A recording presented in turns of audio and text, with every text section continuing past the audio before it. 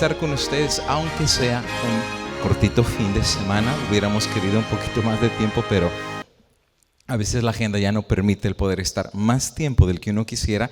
Pero bueno, vamos a estar el día de hoy. El día de mañana vengo a sus órdenes, los temas que ustedes quieran. Yo no tengo absolutamente ningún problema, aunque a veces el problema no es los temas que nos traen, sino el tiempo, que no hay tanto tiempo para poder compartir, pero vamos a ver qué dice el Señor. Esta noche voy a comenzar, voy a hablarles de profecía este fin de semana. Quisiera tratar de ver hasta dónde podemos avanzar en los temas proféticos que les queremos compartir, pero siendo de que siempre el tiempo es nuestro enemigo, quisiera dejar los comentarios acerca del ministerio, nuestro hogar, nuestra familia, nuestros hijos, para el día de mañana cuando ya esté la gran mayoría de las personas, y así de una vez ya meternos de lleno esta noche a nuestro estudio de profecía con la base de este primer tema que se llama Los Maestros del Error. Y siempre es bueno comenzar la palabra de Dios haciendo una oración, pidiendo la dirección del Espíritu Santo. Y yo sé que lloramos, pero los que deseen, nos colocamos una vez más de rodillas, imploramos la presencia del Espíritu de Dios una vez más, y así de esa manera nos preparamos para el estudio de esta noche. Vamos a orar. Querido Dios y amante Padre, invocamos tu nombre al abrir tu santa palabra para pedir que el Espíritu de Dios pueda tocar mente y corazón, para que pueda hacer una obra en nosotros y a través de nosotros. Porque Padre, tú no cambias lo de afuera, cambias el corazón. Y esta noche en fe creemos de corazón que tu Espíritu Santo podrá hacer un milagro, mucho más que idea, mucho más que teoría, que pueda darnos la bendición prometida de la regeneración de nuestro corazón para poder ser moldeados a la imagen divina. Danos de tu bendición. Háblanos, que tus siervos escuchamos, en el nombre de Jesús. Amén, Señor. Amén.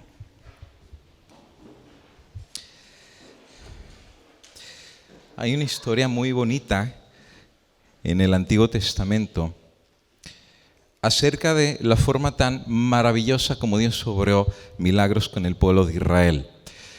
Bueno, Israel ya había visto varias ocasiones los milagros de Dios, desde el Mar Rojo abriéndose delante de ellos, desde las plagas que habían caído en Egipto, y sin embargo la Biblia muestra la forma tan maravillosa como Dios estaba dirigiendo a su pueblo. Pero hay una historia muy interesante en la caída de los muros de Jericó. Ustedes conocen la historia. Dieron 7 vueltas, 7 días, y el séptimo día 7 vueltas, y finalmente cayeron las murallas. La fama de los judíos se creció por todos lados, por todos lados. Todo el mundo empezó a conocer al Dios que acompañaba a Israel. Parte de la razón es porque ninguno de los dioses de Egipto había podido con un solo Dios, que era el Dios de los judíos. Ni siquiera los dioses más poderosos como Ra, el dios del sol, pudo con Jehová de los ejércitos. Entonces la fama de Israel se empezó a regar por todos lados. ¿Quién es ese Dios? Qué poderoso es el Dios que viene con los judíos. Cuando caen los muros de Jericó, finalmente algo sucede, es algo muy interesante, porque una delegación de personas de otro país vinieron para hablar con los judíos. El texto más o menos dice así. Josué, en el versículo número 3 dice: los moradores de Gabaón, cuando oyeron que Josué había hecho a Jericó y a Ai, que era la segunda ciudad, usaron de astucia. La palabra astucia siempre en la Biblia se refiere a un plan bien intencionado para engañar. De hecho, la palabra astucia nunca se utiliza para los hijos de Dios, siempre se utiliza para el diablo. La serpiente era astuta, es como un plan bien elaborado. Y los de Gabaón, los gabaonitas, usaron un plan astuto para engañar a los judíos. ¿Cuál fue el plan de ellos? Fueron y se fingieron embajadores y tomaron sacos viejos sobre sus asnos, cueros viejos de vino, rotos y remendados, zapatos viejos recocidos en sus pies, con sus vestidos viejos sobre sí, y todo el pan que traían para el camino era seco y mohoso. Mozo, ya saben que cuando el pan está viejo le salen esos pedacitos medio verdes, o sea, ya el pan está malo, porque el pan está muy viejo. El pan era viejo, era quizás duro y era también mozo. Habiendo traído esa vestimenta, vinieron delante de Josué al campamento de Gilgal y le dijeron a él y a los de Israel: Nosotros venimos de tierra muy lejana, haced pues ahora pacto con nosotros, o haced alianza con nosotros. Y los de Israel respondieron a los heveos: quizás habitáis en medio de nosotros, ¿cómo pues podremos hacer alianza con vosotros? Y ellos respondieron a Josué: nosotros somos tus siervos. Y Josué les dijo: ¿pues quiénes son ustedes y de dónde venís? Y ellos respondieron: tus siervos han venido de tierra muy lejana por causa del nombre de Jehová tu Dios, porque hemos oído su fama, lo que hizo en Egipto y lo que hizo a los 2 reyes de los amorreos que estaban al otro lado del Jordán, a Sehón, rey de Hesbón, y a Og, rey de Basán, que estaba en Astarot. En otras palabras, tienen miedo de ser destruidos, así es que quieren hacer alianza con los judíos. Y resulta ser que ellos le dicen a Josué y al pueblo de Israel que se reunieron con los ancianos y los moradores de su tierra y nos dijeron: pues tomen en sus manos provisión para el camino e id al encuentro de ellos y decidles: nosotros somos vuestros siervos, haced ahora alianza con nosotros. Este es nuestro pan. Lo tomamos calientito de nuestras casas para el camino el día que salimos para venir a vosotros, y míralo, ya está seco y mohoso.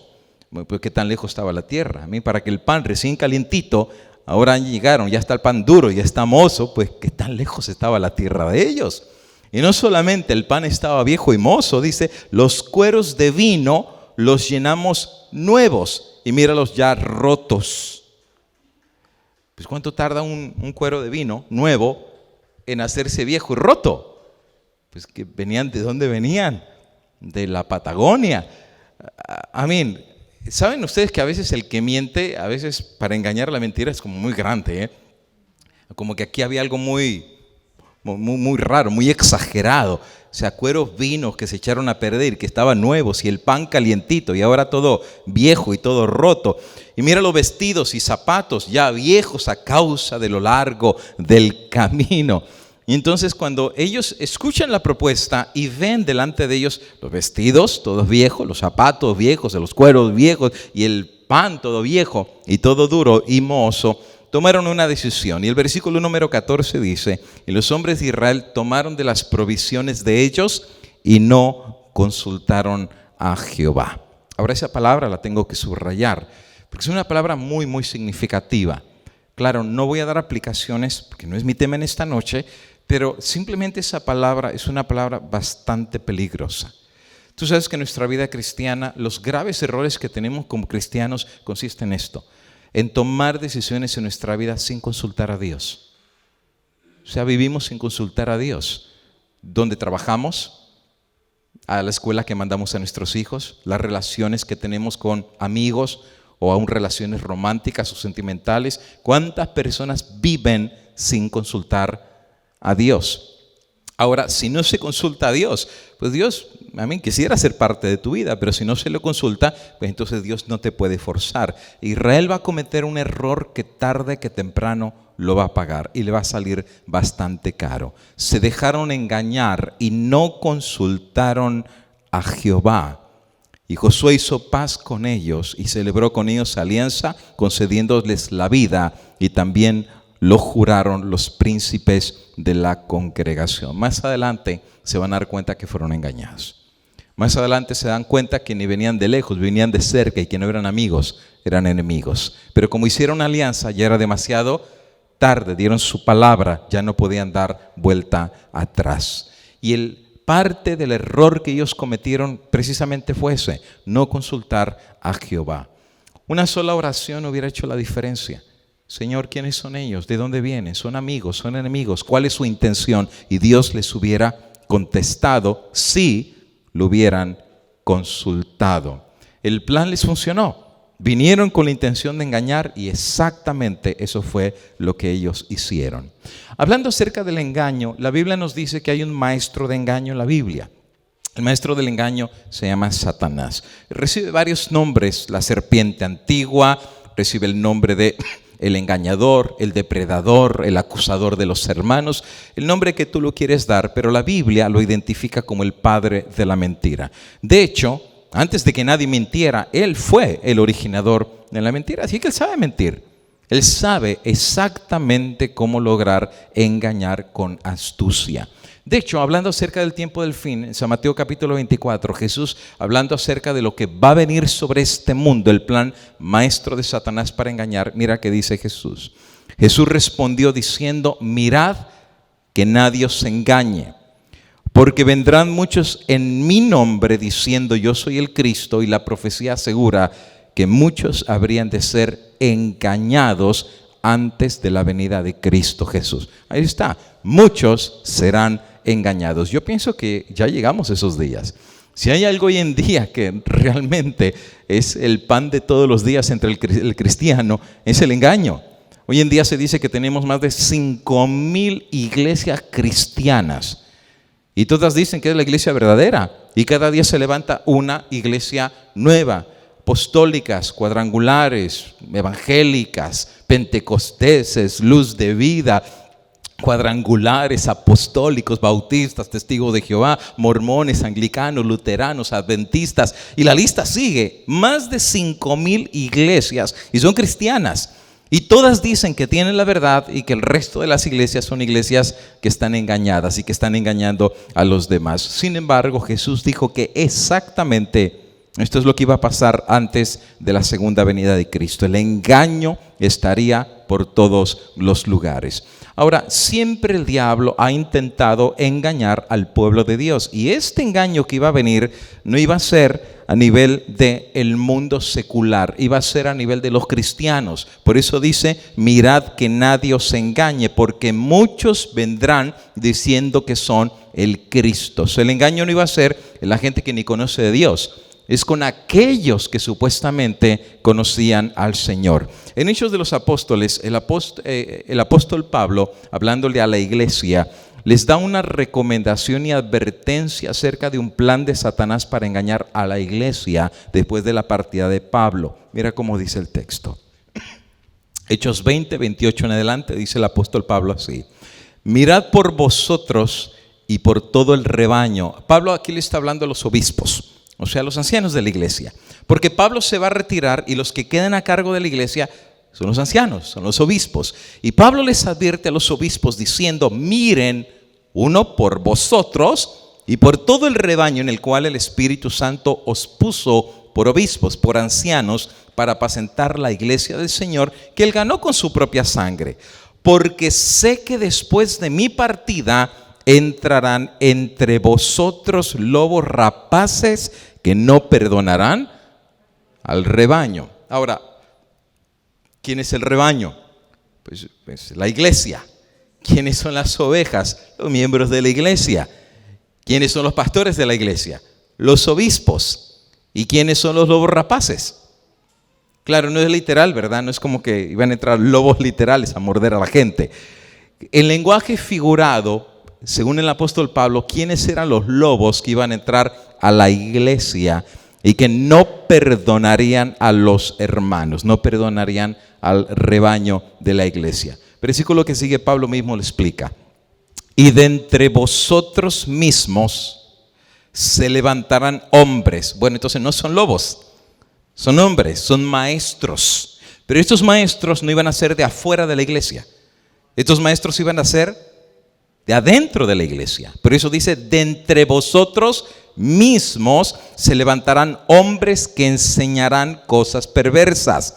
Y esa es la metodología del lobo, para comerse a la presa, enseñando cosas perversas para arrastrar a los discípulos tras sí. Por tanto, velad, le dice a los ancianos, abra bien los ojos, acordándoos que por 3 años de día y noche no cesé de amonestar con lágrimas a cada uno en la iglesia. Es como que Pablo iba con las familias, ¿verdad? Viene el lobo, viene el lobo, viene el lobo, abran los ojos, viene el lobo. Sobre aviso no hay engaño, ¿verdad? Pablo les dice: viene el lobo, falsos maestros van a entrar a la iglesia y muchos van a ser devorados como el lobo devora a su presa.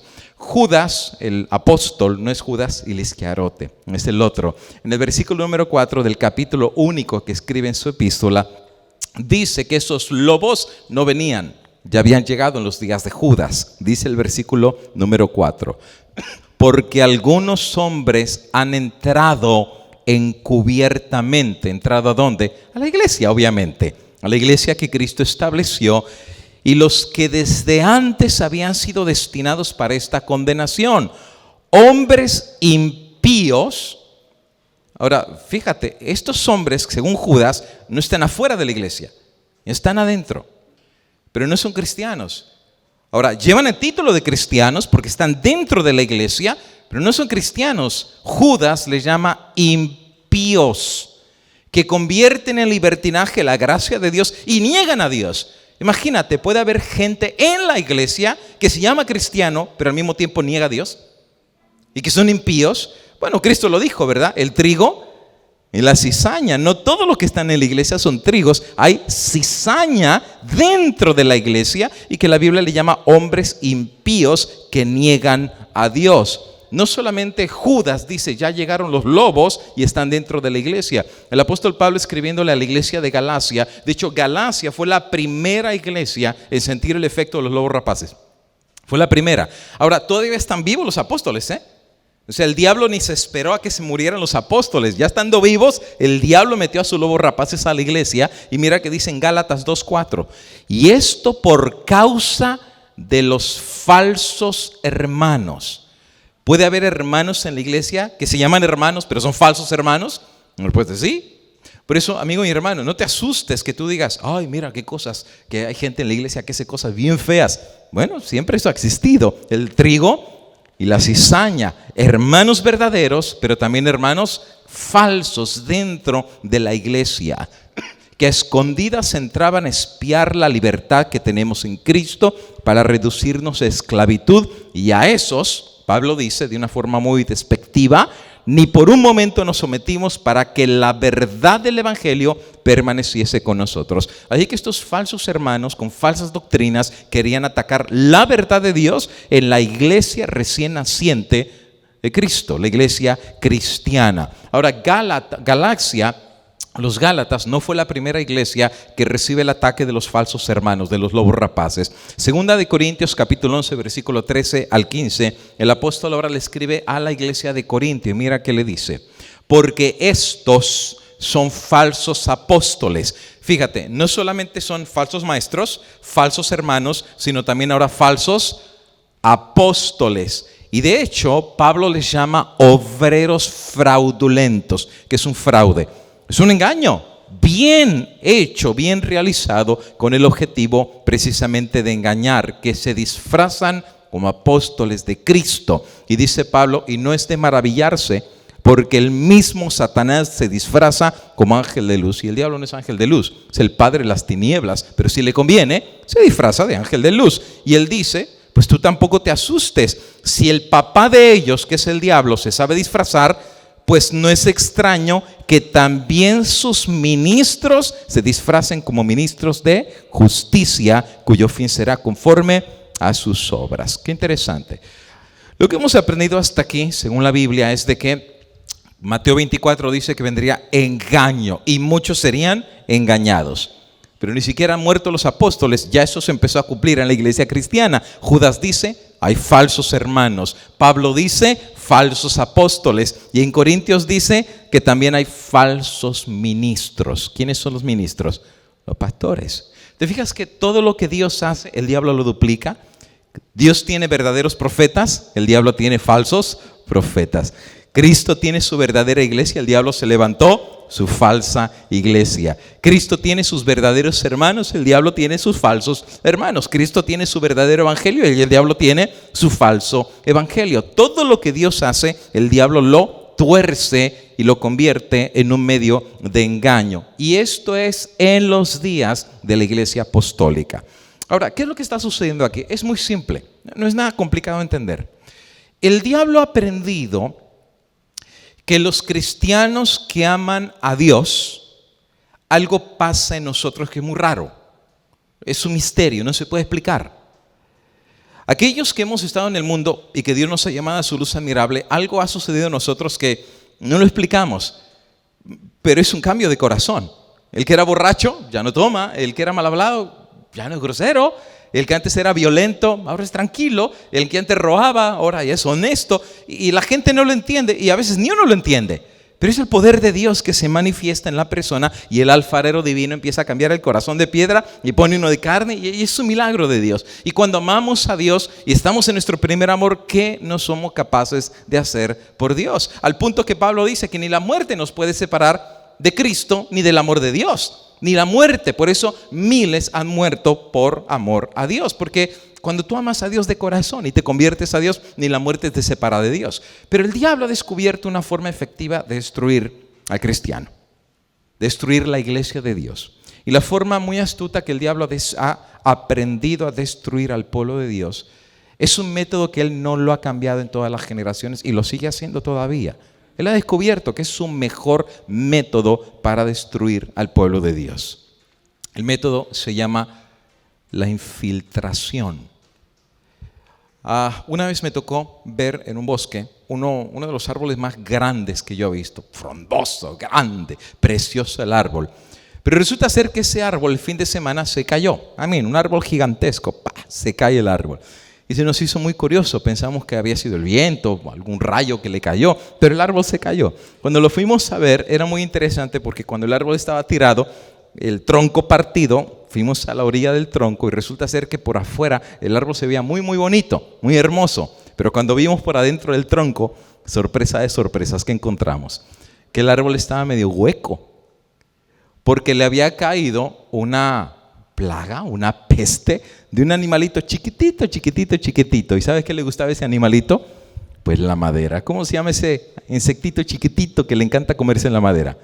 Se llaman las termitas. Son chiquititas, ¿verdad? Son bien pequeñitas, pero una vez que te cae la termita, por afuera se ve muy bonito el árbol, pero con el paso del tiempo va a ser sobra por adentro y cuando el árbol se cayó, pues no fue cuestión de un segundo, ¿verdad? Tomó tiempo, pero una vez que hizo su efecto, destruye los árboles por dentro. El plan del diablo es exactamente el mismo: destruir a la iglesia no por fuera, sino por dentro.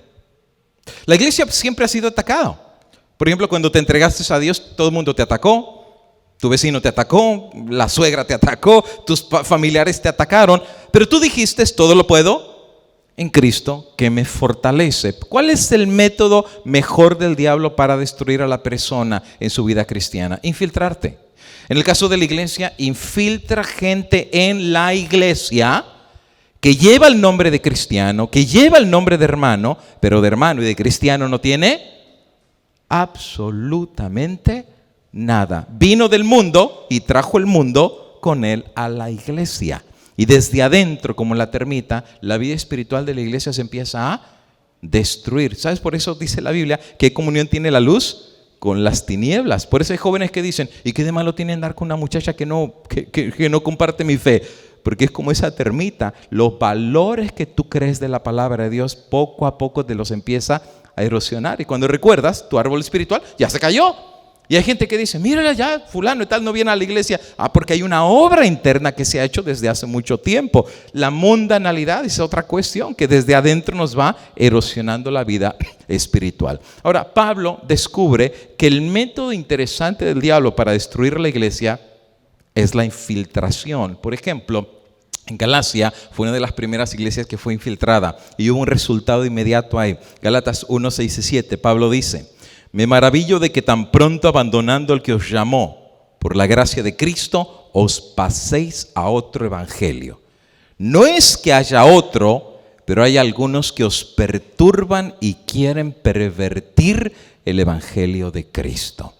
¿Es bueno el diablo pervirtiendo el evangelio de Cristo? Por supuesto, hay 5,000 iglesias, la misma Biblia, pero cada quien tiene ideas tan raras del mismo Biblia. Obviamente el diablo sabe pervertir de una forma muy eficaz el evangelio de Cristo. Ahora tú dirás, ¿y qué de malo tiene si yo recibo un evangelio torcido? Pregúntaselo a Eva. Creer la palabra de Dios torcida le costó no solamente perder el Edén, sino ver cómo la tumba se abría para sepultar a su primer hijo que Caín mató en aquella ocasión. Y ya me imagino a Eva poniendo la tierra sobre el cuerpo sin vida de su primer hijo, viendo que en verdad cometió un grave error habiendo escuchado el evangelio torcido de Satanás. La paga del pecado, Era la muerte. Satanás no tenía razón. Dios tenía la razón. Y Satanás burlándose, como siempre, ¿verdad? Me hizo caso, me creyó. Y ahí estaban las consecuencias. Por eso Pablo dice, si aún nosotros mismos o un ángel del cielo se anunciara otro evangelio diferente al que os hemos anunciado, sea anatema. La palabra anatema significa maldito. ¿Por qué razón? Porque la palabra de Dios torcida no trae bendición. La palabra de Dios torcida siempre trae maldición. Esa es la palabra anatema. Un evangelio torcido no te va a bendecir, te va a maldecir, te va a destruir. Por eso dice, si alguno anuncia otro evangelio diferente del que habéis recibido, sea anatema. De hecho, en el mensaje a las 7 iglesias de Apocalipsis capítulo número 2, Cristo, que es el testigo fiel, a cada iglesia le tiene un mensaje. El mensaje a la iglesia de Éfeso dice que trabajó, que sus obras son muy bonitas, que se ha esforzado. La palabra griega es kopos, que significa un trabajo intenso, pero el testigo fiel tiene algo en contra de Éfeso. Y mira qué dice ahí. Conozco tus obras y arduo trabajo y paciencia, y que no puedes soportar a los malos. Ahora, los malos, ¿qué? ¿Son los que están afuera de la iglesia o los que estaban dentro de la iglesia? Mira lo que dice ahí. Has probado a los que se dicen ser apóstoles y no lo son, y los has hallado mentirosos. Ahí es que esta gente que está siendo infiltrada y penetrando la iglesia no están afuera de la iglesia. El diablo los está metiendo a la iglesia, y desde adentro el diablo está destruyendo a la iglesia de Dios. Ahora, cuando están vivos los apóstoles, los que pelean la sana doctrina son los apóstoles. Ahí está Pedro predicando, y está Pablo defendiendo la sana doctrina, y ahí está Juan predicando la sana doctrina, y está Apolos, y está Bernabé, y están los hombres de Dios que están peleando la verdad. Pero cuando mueren los apóstoles, la cosa se puso complicada. O sea, mientras los apóstoles están vivos, los que aprendieron la sana doctrina pelearon por la verdad. Y es verdad, el diablo traía falsos hermanos, falsos apóstoles, falsos ministros, pero pues ellos sacaban la espada de la verdad y los ha encontrado mentirosos y peleaban por la sana doctrina. Pero cuando mueren los apóstoles, entonces la iglesia va a ser bien sacudida. Porque los que caminaron con Cristo ya habían fallecido. ¿Quién va a pelear ahora por la sana doctrina? Por eso Jesús dice, muchos vendrán en mi nombre y a muchos engañarán. Satanás, su intento final habría de ser penetrar la iglesia de Dios. Mateo 7:21, Jesús lo explica así. No todo el que me dice Señor, Señor, entrará en el reino de los cielos. O sea, no basta llamarte cristiano, porque Cristo sabía que muchos habrían de ser infiltrados en la iglesia con el nombre de cristianos, pero no habrían de entrar al reino de los cielos, porque solamente llevarían el título de cristiano, pero no harían la voluntad del Padre que está en los cielos. Ahora puedo contar cantidad de ejemplos, pero no nos amanecemos en esta noche de gente que ha llevado el nombre de cristiano, pero con sus frutos los conoceréis, como el caso de David Koresh. ¿Quién no supo el caso de David Koresh? Allá en Waco, Texas, en donde estaba armado hasta los dientes con metralletas. De hecho, la revista Time sacó el artículo cuando finalmente su rancho se incendia y decenas, incluyendo niños, terminaron quemados dentro de ese rancho. La revista Time, sacando el artículo, dice tragedia en Waco, y citando Apocalipsis 6:8 dice, su nombre era muerte y el infierno lo seguía. Pero ¿sabes lo interesante? Que él se veía muy buena gente, muy amable. Tocaba con la guitarra con los niños y cantaban los coritos de Jesus loves me, yes I know, as the Bible tells me so, y los niños cantando, y era muy, muy bonito, y era muy carismático, y la gente los seguía, pero terminaron muertos. ¿O qué del caso de Jim Jones? Jim Jones, en el cual se va para la Guyana Francesa, y estando por allá, ustedes conocen la historia. En Los Ángeles, California, se llevan más de 800 personas a las Guyanas, y estando por allá, empezaron a mandar cartas al congresista de California diciendo que cosas irregulares estaban pasando en Guyanas. Finalmente un congresista va, la historia ustedes la conocen, y cuando llegan para allá, todo muy bien, les hacen una cena, los reciben con música, se la pasa muy bien, y el congresista dice, la verdad que hasta me siento en casa, me gusta este lugar.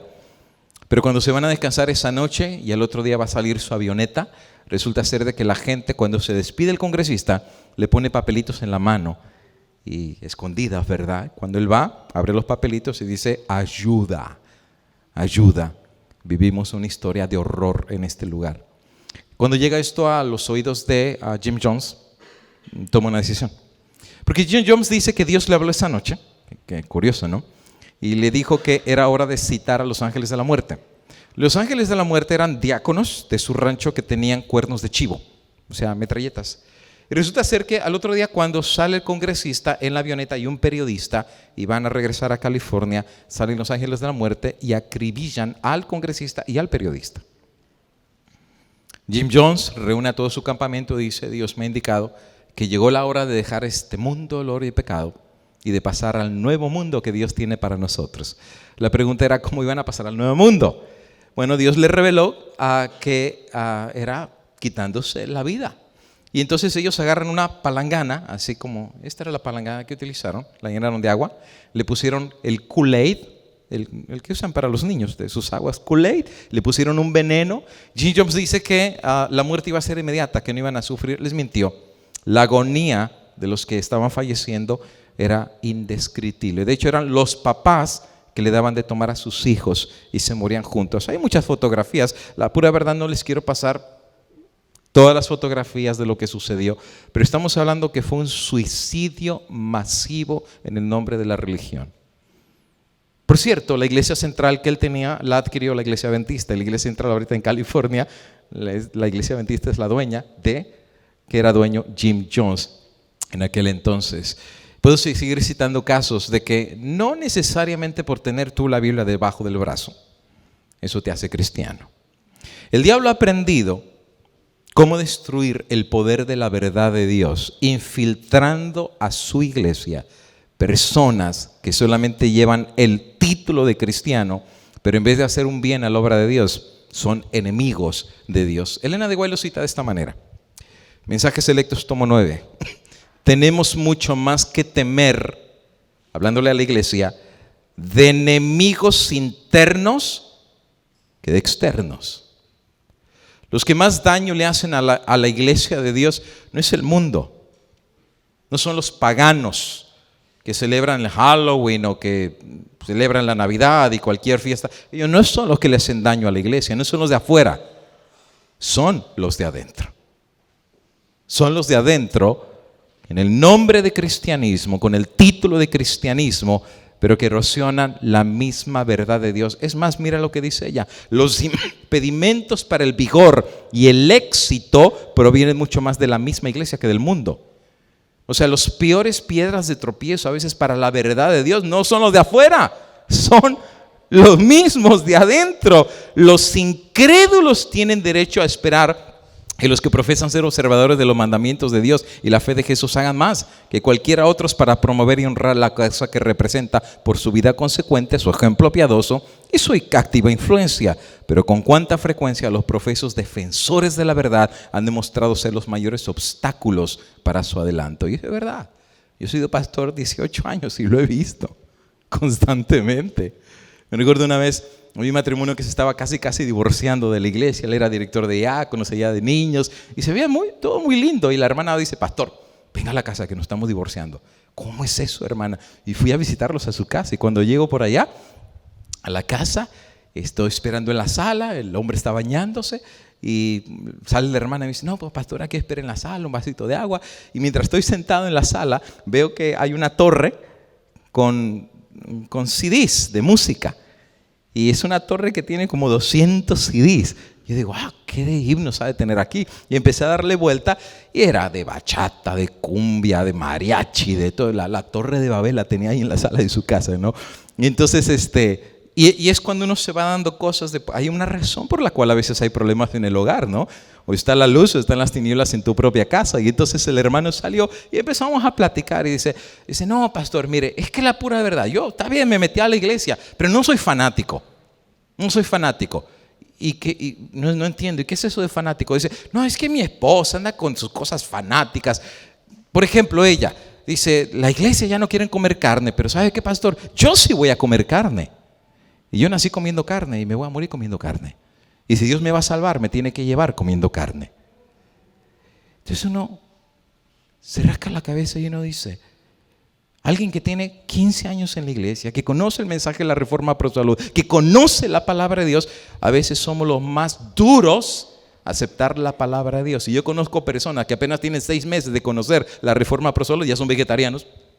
Apenas conocieron la verdad y la recibieron y hicieron vegetarianos. Y gente que ya tiene tanto en la iglesia, la vida entera, y que se sabe la Biblia de arriba para abajo, somos los más incrédulos para la verdad que conocemos. Eso bien lo dice Elena de White. Puede ser que conozcamos la verdad, pero si el corazón no ha sido transformado, en vez de tu influencia en la iglesia de Dios ser una bendición, el diablo la puede usar para hacer una piedra de tropiezo. Elena de White dice, el diablo sabe cómo destruir a la iglesia y no es atacándola por afuera, es infiltrándola y destruyéndola desde adentro. La incredulidad fomentada, no queremos nada, que podemos vencer el pecado, no, ya no. ¿Cómo? ¿Quién va a poder? Es imposible. O sea, ese espíritu de incredulidad. No, es que no se puede. Eso yo lo espero del mundo que no conoce de Dios. Pero aquellos que conocemos la palabra de Dios y esos versículos tan maravillosos, todo lo puedo. Y todo lo puedo en Cristo que me fortalece. El mundo no lo puede, pero nosotros con el poder de Dios lo podemos. Pero hay espíritu de incredulidad, dudas expresadas, tinieblas abrigadas, animan la presencia no de ángeles buenos, pero de ángeles malos. Y déjame decirte que esos elementos que no están convertidos en la iglesia han sido los que han traído la ruina espiritual de las iglesias. Por ejemplo, en los casos de apostasía en el pueblo de Dios, siempre estos son los elementos que llevan al pueblo de Dios a la apostasía. Por ejemplo, la apostasía al pie del Sinaí. Moisés va por las tablas de la ley. Habían visto los milagros de Dios, el Mar Rojo, las plagas de Egipto, el ángel de la muerte. ¿Qué cosas no vieron? Oye, nosotros lo hemos leído en la Biblia, pero ellos vieron el Mar Rojo abriéndose. Vieron cómo el ángel pasaba y le quitaba la vida. Ellos vieron los milagros de Dios. Pero tan pronto Moisés se sube al monte, ¿qué sucedió? Agarran el becerro de oro y apostatan delante de Dios. Y uno se rasca la cabeza diciendo, ¿por qué le pasa a esa gente? ¿Qué no vieron ellos el poder de Dios? Y ahora agarran un becerro y lo adoran como que es su Dios.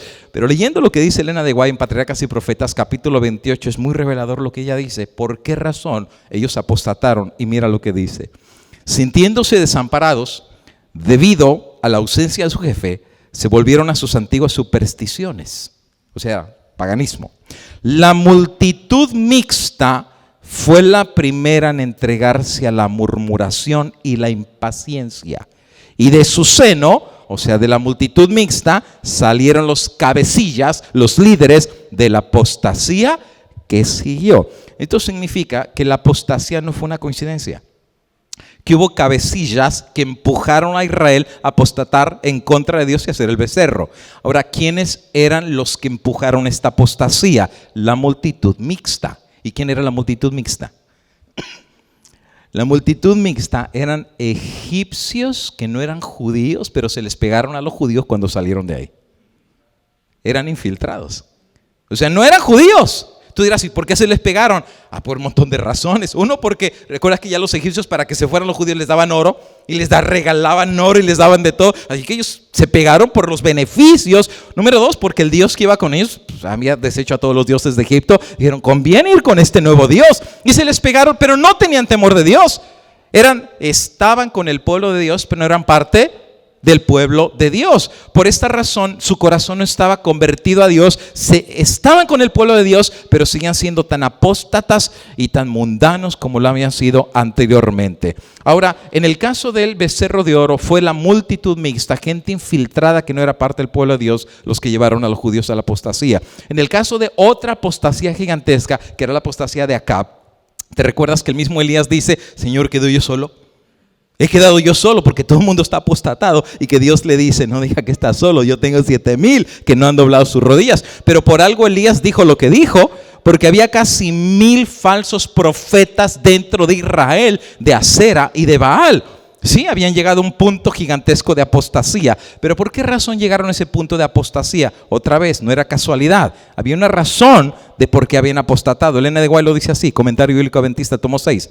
Cuando Acab comenzó a reinar, había pasado poco más de medio siglo desde la muerte de Salomón y la división del reino. ¿Te recuerdas? 2 tribus, y 2 tribus se separaron y finalmente Roboam y Jeroboam habían sido los cabecillas de los 2 reinos que habían quedado de Israel a la muerte de Salomón. Dice ahí, el reino del norte había caído rápidamente en apostasía, pero Acab Hizo lo malo ante los ojos de Jehová más que todos los que reinaron antes de él, porque se casó con Jezabel, hija de un rey fenicio, y adoptó la religión de ella y se convirtió en un adorador de Baal. ¿Por qué razón llegaron a la apostasía? No era una casualidad. Quien empujó al rey y el rey a la nación había sido nada más y nada menos que Jezabel. ¿Qué pensarías si un pastor que dirige una iglesia se casa con una bruja y la bruja es la que está dirigiendo la iglesia? ¿No te haría pensar qué clase de pastor es ese? Pues resulta ser que el rey de Israel se casó con una bruja. Era una hechicera. Su papá era el sumo sacerdote de la religión fenicia y ella literalmente era la que controlaba la vida espiritual del pueblo de Israel. La apostasía no era ninguna casualidad. Había infiltrados paganos que estaban dirigiendo al pueblo de Israel. Mira lo que dice Elena de White, Profetas y Reyes. Sin embargo, esta apostasía, por extensa que haya llegado a ser, no es universal.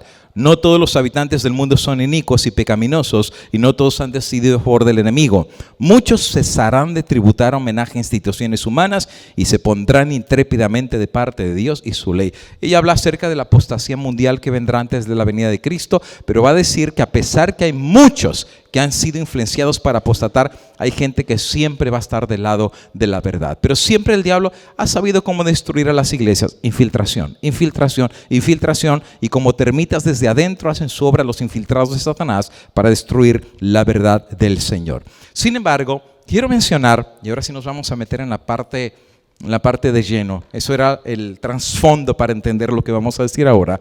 Resulta ser de que el apóstol San Pablo recibe una revelación profética de parte de Dios de la más grande apostasía que iba a pasar en la iglesia cristiana. La más grande. Es una profecía que Dios le reveló al apóstol San Pablo. Y esta profecía está en 2 de Tesalonicenses capítulo 2, versículo 1 en adelante. Y pon atención a los detalles que va a decir el apóstol Pablo de esta mega apostasía. Y dice así: acerca de la venida de nuestro Señor Jesucristo y nuestra reunión con Él, os rogamos, hermanos, que no os mováis fácilmente de vuestro modo de pensar, ni os alarméis por espíritu, ni por palabra, ni por carta supuestamente nuestra, de que el día del Señor está cerca. Quiere decir que había gente que estaba escribiendo cartas diciendo: ya Cristo viene, Cristo viene, está cerca. Y Pablo dice: sí está cerca. De que está cerca, pero no os dejéis mover de vuestro modo de pensar. Mira, sigue diciendo: nadie os engañe en ninguna manera, porque ese día no vendrá. ¿El día de qué? De la segunda venida de Cristo. O sea, Pablo dice: de que viene. O sea, no lo estoy negando, Cristo va a regresar, pero Cristo no va a regresar sin que antes venga la apostasía. ¿En dónde iba a venir la apostasía? En el pueblo de Dios, en la iglesia que Cristo fundó. ¿Qué es la palabra apostasía? Apartarse de la verdad. Y siempre hemos descubierto que hay alguien que provoca que el pueblo de Dios apostate. Son los infiltrados de Satanás. Pablo dice: antes de que Cristo venga, la iglesia va a apostatar. La iglesia que Cristo fundó se va a apartar de la verdad. Y Pablo da una señal para saber el cumplimiento de esta profecía. Alguien se iba a manifestar en la iglesia una vez que la iglesia apostatara. Y Pablo le llama la manifestación del hombre de pecado, el hijo de perdición en la iglesia. ¿Quién es el hijo de perdición? ¿Quién es el hombre de pecado? Ya se cumplió esta profecía. Viene en el futuro, o ya sucedió en el pasado, o está pasando hoy en día. ¿Quién ya apostató la iglesia? Ya se apartó de la verdad. Es más adelante da otra característica de este hombre de pecado que se iba a manifestar en la iglesia cristiana, y dice que cuando el hombre de pecado se manifieste, se opondrá y exaltará contra todo lo que se llama Dios y se adora, hasta sentarse en el templo de Dios como Dios, haciéndose pasar por Dios. Wow, esta sí es una apostasía gigantesca. O sea, no estamos hablando de los paganos de allá, que en la India tienen 33,000 dioses y les llaman sus dioses, desde Krishna, desde Buda, de los budistas. No. Estamos hablando que en la iglesia cristiana, una vez que la iglesia apostatara, aparecería una persona que en la iglesia cristiana se iba a hacer pasar por Dios. Obviamente se nos pone a pensar, ¿hay alguien en la iglesia cristiana, en el cristianismo, que lleve el título que solo le corresponde a Dios? Pablo dice que esta profecía habría de cumplirse. Nosotros encontramos en la palabra del Señor que esta profecía, en otros lugares, otros profetas tenían diferentes descripciones para la misma apostasía. Lo voy a presentar de una forma muy rapidita. Por ejemplo, en Apocalipsis capítulo 17, a este mismo poder se le llama la ramera. En Tesalonicenses se le llama el hombre de pecado. En Daniel capítulo número 7 se le llama el cuerno pequeño. Apocalipsis 17, la ramera. Apocalipsis 13, la bestia, así de la marca de la bestia, el 666. Llámale como tú quieras, el hombre de pecado, la ramera del Apocalipsis, que lleva el título de Babilonia, o la bestia del Apocalipsis, que habla blasfemias en contra de Dios. Son características de exactamente el mismo poder. Ahora, por generaciones, algunos cristianos descubrieron que esta profecía se había cumplido. Ahora, para nosotros el cumplimiento de esta profecía pues no nos agarra por sorpresa. Históricamente la Iglesia Adventista ha sabido que esta profecía se ha cumplido, la manifestación del hombre de pecado. Y la manifestación de esta apostasía trajo en la iglesia cristiana la aparición de una figura de un hombre que llevó sobre sí mismo el título que solamente le pertenece a Dios en la iglesia cristiana. Por ejemplo, la Enciclopedia Católica en el artículo número 18 dice lo siguiente acerca de la figura del Papa de Roma. A lo que concierne a la autoridad papal, por cierto, la palabra papa en latín significa padre, que ese título es de Dios. Porque en San Mateo 6, Cristo nos enseñó a orarle a Dios en el cielo diciendo, Padre nuestro. De hecho, el mismo Cristo dijo, a nadie llaméis Padre, porque Padre solamente hay uno, y es el Padre que está en los cielos, nadie más de nuestro Padre. Pero resulta ser que ahora ya el Padre no está allá arriba, el Padre está acá abajo. Y de hecho se le llama, no solamente Padre, se le llama Santo, que curiosamente ese título también es de Dios. Sed santos porque yo soy santo. So, Dios es santo, pues ahora Él es santo. Dios es Padre y ahora también es Santo Padre. Pues dice que la autoridad del Padre o del Papa, el Papa es como si fuera Dios en la tierra, solo soberano de los fieles de Cristo, Rey de Reyes, teniendo, por cierto, ese título de Rey de Reyes también es de Cristo. Apocalipsis 19, ¿te acuerdas en el muslo que tiene escrito Rey de Reyes y Señor de Señores? Pues ahora el título ya no es de Cristo, ahora el título es del Papa de Roma. Artículo número 1. El Papa es de tan grande dignidad y exaltado que no es un simple hombre, pero como si fuera Dios en la tierra, el vicario de Dios. No, tengo que decirte que está muy fuerte esto, porque esto tiene un título y tiene un nombre, y el nombre de esto es una blasfemia. O sea, ¿cómo tú le vas a llamar a un hombre como si fuera Dios? Que tú ves a ese hombre y estás viendo a Dios. De hecho, artículo 13 dice, siendo que el Papa es coronado con una triple corona, se llama la tiara. O sea, son 3 coronas en una, porque es Rey del cielo, Rey de la tierra y Rey del infierno. Por esa razón la tiara, que está llena de joyas, está llena de perlas, está llena de oro, por todos lados, son 3 coronas en una.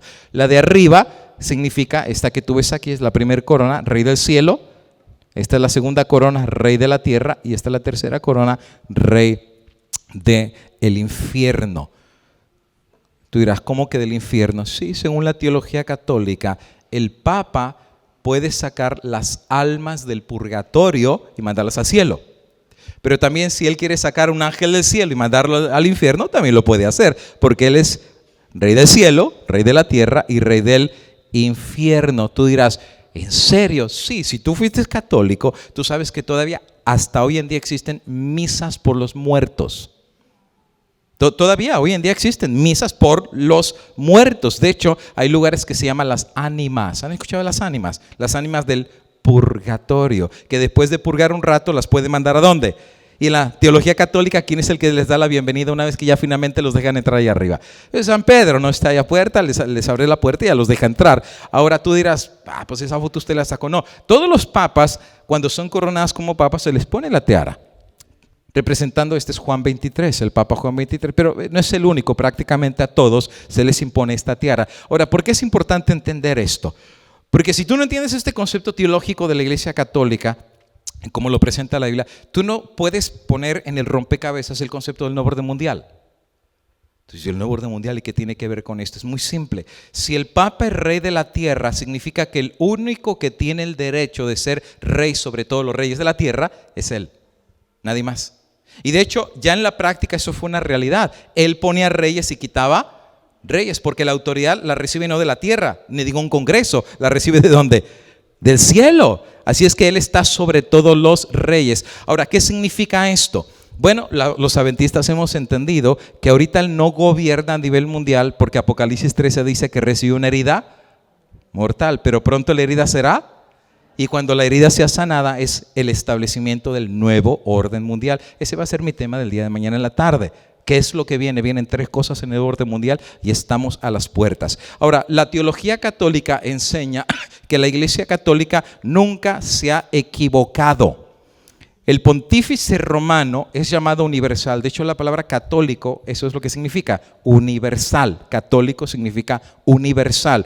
¿Por qué razón? Porque la religión cristiana dominó el mundo en aquel entonces conocido y el Papa no puede ser juzgado por nadie. Y de ahí viene el concepto católico de la infalibilidad papal. ¿Qué significa eso? Que el Papa no se puede equivocar. ¿Y por qué no se puede equivocar? Porque Dios no se equivoca. Y si Él es Dios, Dios no se puede equivocar. Se llama infalible. Todo el mundo se puede equivocar, pero el Papa no. Por esa razón, nadie puede juzgar al Papa. Porque ¿quién puede juzgar a Dios? Eso sí, nadie lo puede juzgar a Él, pero Él puede juzgar a todos los demás. Nadie puede llamarse católico y no estar de acuerdo con la Iglesia Católica. Y de ahí viene el concepto de por qué los protestantes dejaron la Iglesia Católica. No te creas que nomás se fueron porque, let's go. O sea, se fueron porque no estuvieron de acuerdo con estas ideas. Dijeron, perdón, a mí mi Dios está allá arriba en el reino de los cielos, no está sentado acá abajo en Roma y en el Vaticano. Y esto fue lo que más adelante va a traer el concepto de la contrarreforma católica. Ahorita vamos a hablar un poco de eso. Ahora dice ahí que nadie puede llamarse católico y no estar de acuerdo con esta doctrina. La Iglesia Católica nunca ha errado y nunca errará hasta el fin del tiempo.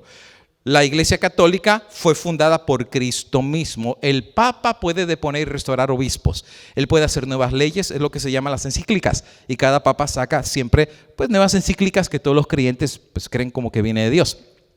Puede quitar los obispos, arzobispos, dividir antiguos obispados, trasladar obispos a otras sedes. Él puede llamar a concilios generales, autorizar ley canónica. Él puede revisar sus propios juicios y sentencias y no pueden ser repelidos por ninguna. Y él puede revisar solo los juicios de todo mundo completo. Él puede usar la insignia imperial, puede poner emperadores. Y eso fue real, Él podía quitar reyes y podía poner, porque él era rey de reyes y señor de señores, Lord of Lords. Y dice ahí que él podía absolver a personas de su herencia, a emperadores impíos, y el Papa es el único hombre que todos los príncipes tienen que doblar su rodilla. Ahora, si quieren investigar un poco más, hay un montón de libros que ustedes lo pueden leer. Por ejemplo, el libro El Poder y el Papado, o también lo pueden buscar en la Wikipedia bajo el artículo de impecabilidad o infalibilidad papal. Ahora, algunas de las fotos que les muestro es, todos los reyes europeos no eran reyes a menos que el Papa les ponía la corona en la cabeza. Una vez que le ponía la corona, ya eran reyes de sus naciones. Desde la coronación de Carlomagno, así como tú la ves, no era el rey que coronaba al Papa, era el Papa que coronaba a los reyes. El mismo Napoleón Bonaparte fue coronado por el Papa. ¿Por qué razón? Pues precisamente porque él era como Dios en la tierra. De hecho, el Papa Inocencio III, cuando fue consagrado como Papa General de la Iglesia Católica, cita a Jeremías capítulo 1 y el versículo 10, en donde dice, el profeta dice así: te he puesto para gobernar sobre naciones y reinos, para romper, para destruir, para quitar, para construir, para plantar. Y él dice, esta autoridad la tiene el obispo de Roma. Y literalmente lo hicieron por siglos y siglos y generaciones. Me voy a saltar algunos de estos papeles antiguos en donde precisamente se decía que por él ser el vicarius filii Dei, ¿has escuchado el vicario filii Dei, verdad? Representante de Dios en la tierra. Vicario es representante de Fili en lugar de, y Dei significa Dios. Ahora, por esa razón, Tesalonicenses dice que antes de la venida de Cristo, la iglesia iba a entrar en su etapa de apostasía y se iba a manifestar el hombre de pecado haciéndose pasar por Dios y siendo adorado como Dios. ¿Cuánto tiempo duró esta apostasía en la iglesia cristiana? Mucho tiempo. Es lo que la Biblia llama la época oscura. Era el oscurantismo. La iglesia gobernaba las conciencias de millones y millones por generaciones y generaciones y generaciones y generaciones. La gente no tenía acceso a la Biblia. La primera traducción oficial que se hizo de la Biblia, de los idiomas originales, que era hebreo, arameo y griego, la primera traducción que se hace fue lo que se llamó la famosa Vulgata Latina. ¿Han escuchado la Vulgata Latina, verdad? ¿Y qué idioma es el que se tradujo la Biblia? Al latín. Todas las misas eran dadas en latín. Yo no sé si alguno de ustedes que antes iba a la iglesia católica le tocó escuchar alguna misa en latín. Cuando yo era niño a mí me tocaba escuchar misas en latín. Y yo me recuerdo cuando salíamos, yo le decía a mi mamá, ¿y qué dijo el sacerdote? Y mi mamá decía, pues no sé, pero se escuchó muy bonito. Pues sí, se escuchaba muy bonito, pero no teníamos ni qué se decía. De hecho, todavía las misas son en latín en Roma. Y de hecho, todos los sacerdotes, el idioma oficial que hablan todavía sigue siendo el latín. Ahora, resulta ser de que por generaciones la gente no tuvo la Biblia. No había Biblia. Los únicos que podían leer la Biblia eran los obispos, los sacerdotes, los educados. El pueblo en general no tenía acceso a la Biblia. Y fue en esta época que entraron más de 100 doctrinas en la iglesia cristiana que no están en la Biblia. Fíjate, no fue una ni dos, más de 100. Y cuando yo doy campañas evangelísticas en California, este es uno de los retos que le pongo a la gente. Por ejemplo, yo les digo, mira, aquí saco las llaves de mi carro y se los pongo aquí. Y te voy a dar algunas doctrinas y si me das un solo versículo bíblico que apoye una de estas doctrinas, te regalo mi carro. No necesito 20, 50 versículos, un solo versículo que tú me des, bíblicamente hablando, que apoye doctrinas que todavía se practican en la iglesia, te llevas mi carro. No necesito muchos versículos, ¿como cuáles? Bueno, ahí te van algunos de ellos. Bautismo de niños. Donde la Biblia dice que los bautismos tienen que ser a los niños recién nacidos. Por cierto, la Biblia sí habla de bautismo, pero Jesús no era un niño cuando fue bautizado, él ya era grande, bautizado por Juan el Bautista. ¿De dónde viene la idea de bautizar a infantes? Cuando la Biblia dice, el que creyere y fuere bautizado será salvo. Los niños no pueden ni siquiera creer porque ni siquiera saben hablar. Y como dice Isaías, ¿a quién se le predicará doctrina? ¿Al niño de pecho? Absolutamente no. El que creyere, tienes que conocer y tomar tu decisión a favor o en contra de Cristo. No está en la Biblia. Por ejemplo, la idea del purgatorio no está tampoco en la Biblia. Por ejemplo, el novenario. ¿Han escuchado acerca del novenario, verdad? ¿Qué es el novenario? El novenario es que cuando una persona se muere, le rezan a la persona en su casa ¿por cuántos días? Por 9 días. Acá no, ¿verdad? Porque ya la persona se muere y están en la funeraria. Pero todavía en nuestros países hacen el novenario. Y está el ataúd y están con los rezos. ¿A quién le rezan? Pues a su santo de su devoción. Puede ser a la Virgen María, puede ser a San Antonio, puede ser al santo que ellos quieran, ¿no? Y uno hasta se aprende, ¿verdad? Que San Antonio ruega por él, que San Fulano ruega por él y ruega por él. Ahora, tienen que ser 9 días. Ahora, ¿dónde está en la Biblia que a los muertos hay que rezarles? ¿Y dónde está en la Biblia que hay que rezar por el alma de un muerto después de que se muere? ¿Y dónde está que tiene que ser 9 días? Eso no está en la Biblia. Bueno, por supuesto, no está en la Biblia, pero sí está en el paganismo, porque los paganos enseñaban que cuando una persona moría, el espíritu del muerto vagaba en la casa por 9 días. Por eso decían que cuando alguien se moría, pasaban cosas raras en la casa, se abrían las puertas y las ventanas y el viento entraba y la señora se asustaba y decía, uy, Pancho, andas por ahí, Pancho, ¿verdad? Porque pues, el espíritu, y entonces al rezar el novenario, pues ya el espíritu decía, pues ¿quién estarán rezando? Pues si el muerto, pues si soy yo, ya me morí. Y eso le ayudaba a ir al siguiente nivel que tenía. ¿Está en la Biblia? Absolutamente no. El sábado. Un solo versículo que diga que el domingo es el día de reposo, no lo hay. Y la lista sigue. ¿Por qué razón? Porque la Biblia no tenía acceso a la gente no tenía acceso a la Biblia. Y esto fue por siglos y siglos y siglos. Fue la época más oscura de la iglesia y fue la apostasía que dio paso a la entrada al hombre de pecado. Entonces algo sucedió. Aproximadamente en el siglo XV, después de la fundación de la iglesia cristiana, aparece la figura de un hombre que se llamaba Juan Hus. Juan Hus era un bohemio, era un sacerdote católico. Juan Hus resulta ser que tiene acceso a la Biblia.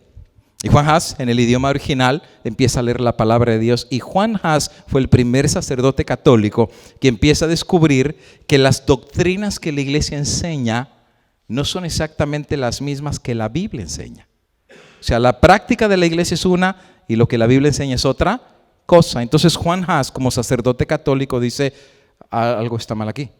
Porque le estamos enseñando una cosa a la gente y la Biblia dice otra cosa. Entonces, el hecho de que Juan Hus empieza a compartir sus descubrimientos le trajo problemas. Lo llevaron a juicio, lo llevaron al Santo Oficio y le dieron una sentencia. La sentencia para Juan Hus fue la hoguera. De hecho, habría de ser el primer sacerdote católico, porque no existían los protestantes, no había un solo protestante. Solamente existía la iglesia católica universal. Pero cuando él descubre la verdad y empieza a hablarla, lo condenaron y lo van a quemar vivo. De hecho, hay una película en el internet, para los que estén interesados, se llama Juan Hus el hereje, con doble S, Hus el hereje, y la pueden bajar completamente gratis en el internet. Muy interesante la película, porque él sale que está en su calabozo y tiene una velita, y él sabe que al otro día lo van a quemar por su fe, por lo que descubrió en la palabra de Dios, y pone la mano en la vela. Y esa flamita le empieza a quemar la palma de la mano y él la pone a ver cuánto aguanta el quemarse. Y después de unos segundos quita la mano, pero quemándose. Y entonces él piensa que el otro día no le van a quemar la mano, le van a quemar todo el cuerpo. Y dice, ay Señor, dame fuerza, dame fuerza. Y al otro día se burlaron de él y lo quemaron vivo. Le pusieron leña alrededor y lo quemaron. 100 años después apareció la figura de otra persona. Y este sí habría de ser uno de los campeones más grandes que habría de tener el conocimiento de la palabra de Dios. Estoy hablando de nada más y nada menos que el famoso Martín Lutero. ¿Quién era Lutero? Un sacerdote católico. La historia de él es muy interesante porque Martín Lutero, antes de ser sacerdote católico, era abogado. Y era de los buenos, tenía un carácter. Su papá era minero y le había ayudado para que estudiara abogacía, pero al final de cuentas se sentía vacío. Pero entonces alguien le recomienda, bueno, a lo mejor ese vacío que tienes lo va a llenar Dios, no la abogacía, y él cambia su carrera de ser abogado y se pone a ser sacerdote. Se mete al orden de los agustinos, que era uno de las órdenes más pobres que podían existir, y entonces él trata de hacer obras para ganar su gracia delante de Dios. Se levanta temprano, limpia el monasterio, hace oraciones, pide comida, vive en pobreza, pero se siente vacío. Él no encuentra la paz con Dios, porque él piensa que haciendo obras se va a ganar el favor de Dios. ¿Sabes? Yo a veces cuando veo la historia de Martín Lutero pienso, ¿cuántos cristianos a veces somos como Martín Lutero? Pensamos que haciendo cosas en la iglesia nos estamos ganando el favor de Dios.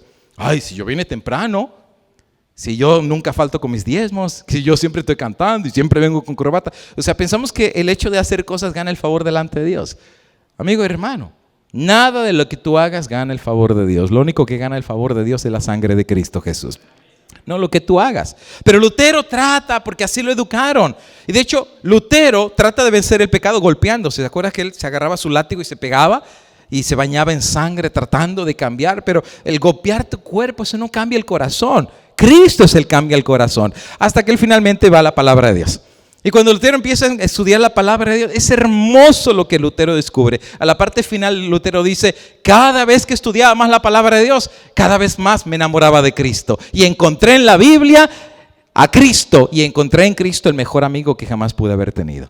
Entonces él se enamoró de Cristo, pero también empezó a descubrir que la iglesia estaba en apostasía, que estaban enseñando un montón de cosas que no estaban en la santa palabra de Dios. Qué amable, muchas gracias, hermano. Y bueno, lo que Juan Hus no hizo, sí lo iba a hacer Martín Lutero. Y Martín Lutero fue el campeón que Dios utilizó para en medio de las tinieblas que brillara la luz. Y ustedes conocen la historia, lo pueden buscar en Conflicto de los Siglos. Ahí aparece toda la historia de Martín Lutero. Lo llevaban a juicio, lo querían matar, lo querían secuestrar. Y el hombre tenía carácter, era muy inteligente. Me acuerdo de una vez que lo llevaron a una de las cortes. Le pusieron todo el montón de papeles, ¿verdad?, delante de él. Te retractas de todo lo que has escrito contra la Santa Iglesia Católica. Y entonces Martín Lutero dice, bueno, pues también sí me retracto con una condición. ¿Y cuál condición? Que todo lo que yo he escrito, si algo estoy mal, me lo contradigan en base a la palabra de Dios. Y si tú me dices con la Biblia en que estoy mal, me retracto y soy humilde y pido perdón y me echo para atrás. Pero si tú no me lo puedes probar con la Biblia y solamente con la Biblia, no me retracto. Y de hecho, nunca se lo pudieron probar. Y no es que Lutero no fuera más inteligente que ellos. Lutero ganó porque Lutero tenía la verdad. ¿Y quién puede encontrar la verdad? Se da cuenta la iglesia que por más que trató, no pudo probarle a Lutero que estaba equivocado. ¿Por qué razón? Porque la iglesia tenía siglos de enseñar tradiciones y doctrinas que no estaban en la palabra de Dios. Por ejemplo, el limbo. Solo para darte una idea. ¿Sabes lo que es el limbo, verdad? La iglesia enseña, primero, que al niño recién nacido hay que bautizarlo. ¿Por qué hay que bautizarlo? Porque hay que quitarle el pecado original. El pecado del niño. No, el niño no era pecado. El pecado de Adán, que le llaman el pecado original. Por esa razón hay que bautizarlo. Pero ¿qué pasa? Una señora vive allá en medio de la montaña y de repente viene dolores de parto, ¿verdad? Y el doctor no puede llegar y el niño está muriéndose. Entonces mandan traer al sacerdote para que bautice al niño en la barriga de la mamá. Pero antes de que llegue el sacerdote, ¿qué creen? Se murió el niño. ¿Y no le quitaron el pecado? Solo la pregunta del millón, ¿a dónde va el niño? Al cielo no puede ir porque no le quitaron el pecado original. Entonces, ¿a dónde debería ir el niño? Pues al infierno. Pero tú sabes qué feo enseñarle a una mamá que su niño que ni había nacido, que ni siquiera abrió los ojos, ni dijo una sola palabra, solo porque el sacerdote no llegó a tiempo, Dios lo manda al infierno para quemarse por los siglos de los siglos. Era muy grosera esa doctrina. Entonces tuvieron que inventar otra doctrina intermedia que le llamaban la del limbo. Bueno, pues como no le quitaron el pecado original, no va al cielo porque tenía pecado original, pero tampoco al infierno, va a un lugar que se llama el limbo. No sufre, pero tampoco goza. Y está en eterna oscuridad por los siglos de la eternidad. Por cierto, tengo que decir, ya esa doctrina no existe. La Iglesia Católica ya la quitó. Aleluya. ¿Y por qué la quitó? Pues porque no está en la Biblia. Así de simple y sencillo. No está en la Biblia y la tuvieron que eliminar. Pues Lutero se da cuenta que había decenas y decenas y decenas de doctrinas que no estaban en la Biblia. Lutero comienza lo que se llama el movimiento protestante. Y después de eso, Martín Lutero comienza a ser atacado. Martín Lutero se decía que lo querían hasta matar, pero Dios lo protegió. Se llamó el campeón de la reforma protestante. Llega un momento que Martín Lutero llega a una conclusión. Y aquí es la parte que voy a compartir, a la conclusión que Martín Lutero llegó. Por ejemplo, Primeros Principios, página número 196, dice la conclusión que llegó Martín Lutero. Nada más y nada menos que el mismo reino de Babilonia y el mismo anticristo, aplicándole ese título a nada más y nada menos que la tiranía papal. Lutero dice, sí, recuerda la profecía de Pablo, que vendría el hombre de pecado y que sería pasar por Dios. Señor, se acaba de cumplir esa profecía. ¿Y quieren saber en qué se cumplió? Está en el Vaticano. Oye, decir esas palabras en aquel entonces, o estabas loco, o tenías mucho valor para decir eso con el que ponía reyes y quitaba reyes, pero no fue el único que llegó a esa conclusión. El famoso Juan Calvino, de aquí vino el calvinismo, llegó a la misma conclusión. Volumen número 1 de Juan Calvino y sus institutos: lo niego como el vicario de Cristo, que en infuriosa persecución del evangelio demuestra por su conducta que él no es el representante de Dios, pero él es el anticristo. Juan Wesley, el fundador de la iglesia metodista, ¿escuchó a los metodistas? Él fue el que la fundó, Juan Wesley y Carlos Wesley, en el año 1703. Mira que dice, en un sentido enfático, él es el hombre de pecado. Se está citando a Pablo en Tesalonicenses, la apostasía de la iglesia y la manifestación del hombre de pecado. Juan Wycliffe, el protestante, decía, ¿por qué es necesario en la creencia de buscar otro anticristo? Dijo, ya llegó, ¿lo quieres encontrar? Date una vuelta en el Vaticano. John Knox llegó a la misma conclusión. Melanchthon, que era el compañero de Martín Lutero, llegó a la misma conclusión. El rey Jacobo, ¿recuerdas la King James, que fue por 400 años la Biblia que usaron todos los protestantes? Llegó a la misma conclusión de quién era el hombre de pecado, el Papa de Roma. Y de hecho, en el libro de los Albigenses decía, la iglesia de Roma no fue la esposa de Cristo, pero la iglesia de confusión, o sea, Babilonia, ebria de la sangre de los mártires, que la política de la iglesia de Roma ni era buena, ni santa, y tampoco establecida por Jesucristo. Tengo una lista bastante extensa de el grupo de reformadores que por años llegaron a la misma conclusión del cumplimiento de la profecía del hombre de pecado en el Papa de Roma.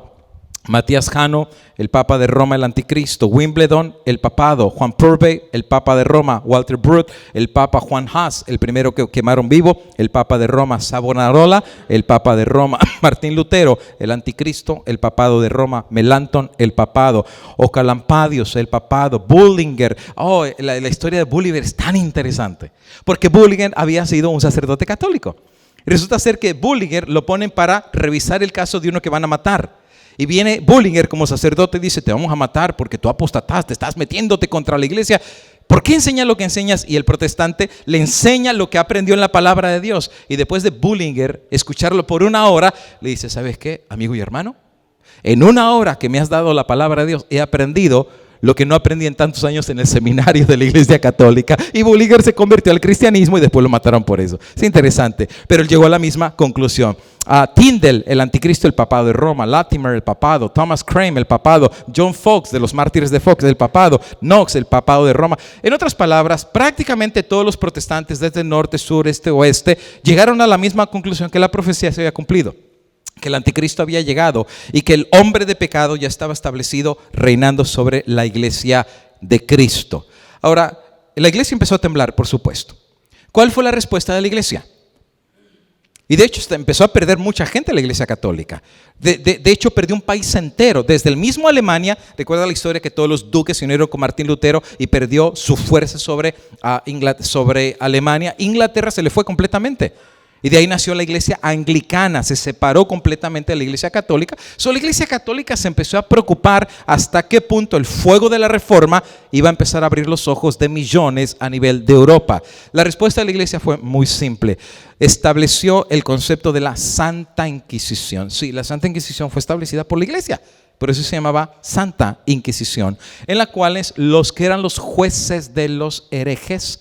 ¿Quiénes eran los herejes? Los protestantes. ¿Y cuál era su pecado? Leer la Biblia y llegar a la conclusión que el anticristo era el papado de Roma. Las torturas eran infinitas. Los mataban, los destrozaban, los quemaban vivos, los destazaban. Amén, ¿qué te puedo decir? Esto no estamos hablando que fue una película de Hollywood. Esto fue real. Estamos hablando que por siglos y siglos la Santa Inquisición fue real. He visitado Colombia, Perú, Panamá, Guatemala. No existe país de Centroamérica y Sudamérica que no tenga su Museo de la Santa Inquisición. Cuando fui a Perú, fui al Museo de la Santa Inquisición, increíble. Y de hecho, en la parte de abajo hay una iglesia en el centro de Lima que tiene más de 10,000 huesos de gente que torturaron ahí abajo. Por cierto, las torturas eran abajo de la iglesia. Ahí los torturaban a la gente en los sótanos que había en la iglesia. ¿Cuál era su pecado? Leer la Biblia. Ahora, ¿por qué es importante entender esto, amigo y hermano? Obviamente tú dirás: ¡ay, qué bueno que no estamos en ese tiempo! Hay una razón por la que no estamos en ese tiempo. Porque este poder tiene una herida. Pero la herida está a punto de ser sana. Y eso significa que tenemos un escenario muy certero de lo que pronto viene delante de nosotros. Ahora, tú no necesitas que el pastor Rivera te venga a decir, solamente el conflicto de los siglos, y tú sabes lo que pronto va a venir, no solamente sobre el mundo, sobre este país. Pero los elementos de la tortura eran terribles, la Santa Inquisición. Y saben que hay una palabra en inglés que se llama oxímoron. A ver, para los que saben inglés y español, ¿qué significa la palabra oxímoron? A ver, los que speak English. Oxímoron. ¿Quién me la quiere traducir? ¿O qué significa oxímoron? La palabra oxímoron es como una palabra que en sí mismo representa una contradicción. Es como, por ejemplo, yo agarro el hielo y dice: uy, está tan frío que quema. ¿Cómo que quema? Está frío, ¿cómo va a quemar? O por ejemplo dice, lo odio tanto que hasta lo amo. O lo odias o lo amas. Es como una contradicción. Y la palabra Santa Inquisición es un oxímoron. ¿Qué de santo tiene matar a millones de personas? O sea, es una completa contradicción. Pero quien inventó esto es la misma iglesia. Con el crucifijo en un lado y con la tortura por el otro lado, miles y millones de personas murieron en esta etapa. Desde los valdenses, han escuchado los valdenses, ¿verdad? Lee Conflicto de los Siglos. Desde los albigenses. Es terrible. Tú sabes que los valdenses vivían allá en las montañas, ¿verdad? Se escondieron hasta que los encontraron. Y allá en la parte superior de las montañas, cientos y miles los hicieron caer en un precipicio, dando su vida por la verdad que ellos tenían. Por cierto, tengo que decirte que antes que aún la iglesia adventista guardara el sábado, ya los albigenses y los valdenses guardaban el sábado. De hecho, se considera que eran los primeros adventistas del séptimo día, porque creían en el retorno de Cristo y guardaban el sábado de la santa ley de Dios. Pero, ¿cuál era su pecado? La Biblia, leer la Biblia, conocer la Biblia y guardar la palabra del Señor sobre la tradición de la iglesia. Este es el Museo de Perú al que fui. Y saben que yo noté algo muy interesante, que estaba el sacerdote, estos son maniquís que tienen en el Museo de Lima, en donde resulta ser que está el hereje, le ponían un gorro para burlarse de él y lo tenían en la parte de atrás como amarrado. Y entonces a un ladito del sacerdote había un doctor, era un maniquí.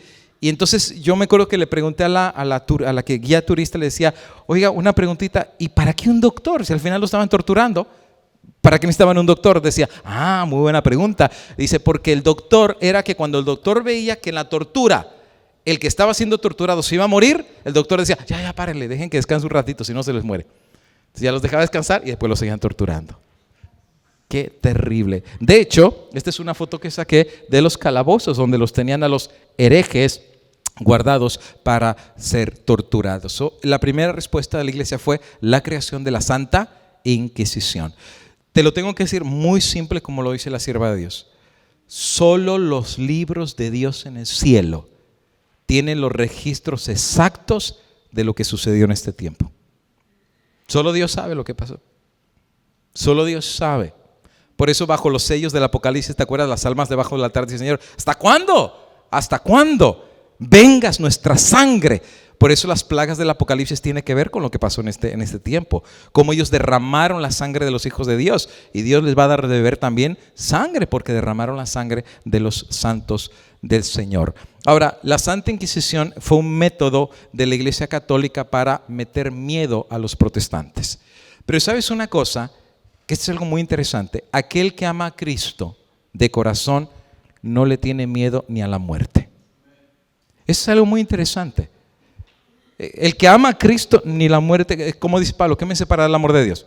Persecución, amenazas, la muerte, nada me separará del amor que es en Cristo Jesús mi Señor. Por ejemplo, ¿tienes hijos? Si tú no tienes hijos, no sabes hasta dónde el amor te es capaz de llegar. Porque si tú tienes un hijo, hasta serías capaz de sacarte el corazón para dárselo a tu hijo. Y no le tendrías miedo, gozosamente lo harías. Gozosamente lo harías, porque ese es el amor verdadero. Los cristianos que amaban a Dios, la muerte era, como dice Pablo, ¿verdad? Para mí el vivir es Cristo y el morir es ganancia. Y el diablo descubrió que por más que los mataba y los mataba y los mataba y los mataba, como decía el gran historiador, la sangre de los cristianos era semilla. Moría uno y 100 se convertían, y moría otro y más se convertían, y el diablo decía, más lo mato, más se convierte, más lo mato, más se convierten. Entonces no los podía acabar. Y María y mataba a tanta gente y nadie se echaba para atrás. Morían por amor a Cristo Jesús. Que entonces el diablo tiene que inventar otro método para destruir a los cristianos. Ya no era solamente la Santa Inquisición. Y el método que sigue iba a ser el peor. Este sí que iba a ser el peor. Y tiene que ver con el inicio de mi tema en el día de hoy. Nace una orden católica que habría de ser la orden más mortífera de la Iglesia Católica. Ahora, ya existían varias órdenes en la iglesia. Por ejemplo, la iglesia de los agustinos, de San Agustín, la orden de los franciscanos, de Francisco de Asís.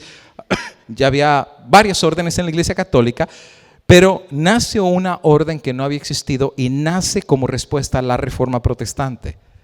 Fundada por Ignacio de Loyola, habría de nacer la orden de los jesuitas. Y esta habría de llevarse a la Santa Inquisición. O sea, la Santa Inquisición habría de ser nada en comparación con la orden de los jesuitas. El español Ignacio de Loyola habría de inventar esta sociedad en el año 1540 y decía el Diccionario de Historia Británica que habría de dar completa obediencia al papado para recuperar el terreno perdido por la Reforma Protestante. Tú dices, ¿realmente la Iglesia Católica perdió mucha gente? La respuesta es sí. Más de 500 millones de personas no son católicos, sino evangélicos. Entre evangélicos, pentecosteses, adventistas, mormones, estamos hablando de 500 millones. No digas que no perdió la Iglesia gente, perdió muchísima gente. Y quien habría de frenar de una vez y para siempre el éxodo de gente de la Iglesia Católica habría de ser la orden de los jesuitas. Comentario Bíblico Adventista dice: durante la Reforma, que comúnmente se dice que fue 1517, cuando Lutero clava las 95 tesis de justificación por la fe, el poder papal fue expulsado de grandes territorios del norte de Europa. Los esfuerzos del papado para combatir la Reforma se concretaron en la creación de la Inquisición, lo que ya les expliqué, la creación del índice. Ese ya no tengo chance de explicárselos, pero simplemente la Iglesia Católica le añadió libros a la Biblia. Porque te acuerdas que Lutero decía, pruébame con la Biblia. Entonces la iglesia dijo, ¿quieres Biblia? Pues le añadimos libros a la Biblia. Y le puso 7 libros más. Que tu Biblia no los tiene, solo lo tiene las Biblias católicas. ¿Cómo cuáles? Judith, Tobías, Baruch, Sabiduría, Eclesiástico, Daniel 13, Daniel 14. Daniel 13 y 14, sí, la Biblia católica lo tiene. La historia de Susana y el dragón, o la historia de Bel. O sea, tú lo puedes leer capítulo 13 y capítulo número 14, pero solo están en las Biblias católicas. Tú dices, ¿por qué se lo añadieron? Porque muchos de esos libros enseñan doctrinas que no están en la Biblia. Por ejemplo, rezarle a los muertos, aparece en Tobías. Por ejemplo, hasta brujería enseña, de un ángel que le enseña a Tobías a hacer brujería con la hiel de un pescado. En donde dice, tú quieres sacar un endemoniado, quema la hiel de un pescado y el humito, si lo pones a un endemoniado, el demonio no regresa más. Es brujería. Obviamente eso no está en la Biblia, pero sí aparece en las Biblias católicas, o le añaden libros a la Biblia. Y la tercera, la orden de los jesuitas para la exterminación del protestantismo. It was not a game. La idea era acabar de una vez y para siempre a los protestantes. ¿Cuál era la idea? ¿Convertirlos? ¿Evangelizarlos? ¿Darles estudios bíblicos para convencerlos otra vez de ser católicos? No. La idea era un tomate podrido. A ver las hermanas que son cocineras. ¿Qué se hace con un tomate podrido? Lo haces salsa. Y le pones chilito y le pones cebollita y sal. ¿Qué haces con un tomate podrido? ¿Qué pasa si el tomate podrido está en la canasta donde están los otros tomates? Las mamás lo saben, si tú dejas un tomate podrido echa a perder a los demás. La filosofía católica era que los protestantes ya eran tomates podridos. ¿Y qué había que hacer con los tomates podridos? Eliminar. Y eso es exactamente lo que hicieron con la Santa Inquisición. Los jesuitas, su labor era exterminar a los protestantes para la gloria de Dios. ¿Y qué hicieron? Bueno, ya el tiempo se me fue. No voy a explicarte todo lo demás en detalle, pero una de las cosas que ellos hicieron fue el control de las escuelas. De hecho, la gran mayoría de escuelas y universidades hasta hoy en día han sido controladas por los jesuitas. De hecho, tengo que decirte que muchos presidentes de Estados Unidos han estudiado en escuelas de jesuitas. Y la gran mayoría, aún de escuelas protestantes, en sus métodos de enseñanza, son hechos por los jesuitas. Ahora, no voy a hablar, porque no me quiero meter en tantos problemas, pero aún el método de 40 madrugadas con Cristo es jesuita.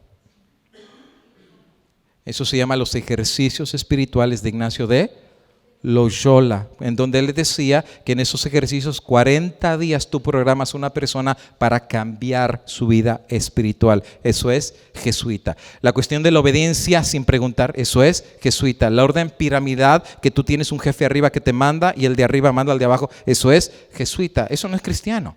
La Biblia dice que quien es el jefe y cabeza de la iglesia es Cristo Jesús. Él es la cabeza de la iglesia. Y si es la cabeza, ¿qué somos nosotros? Hermanos. Nadie es más que otro, somos hermanos.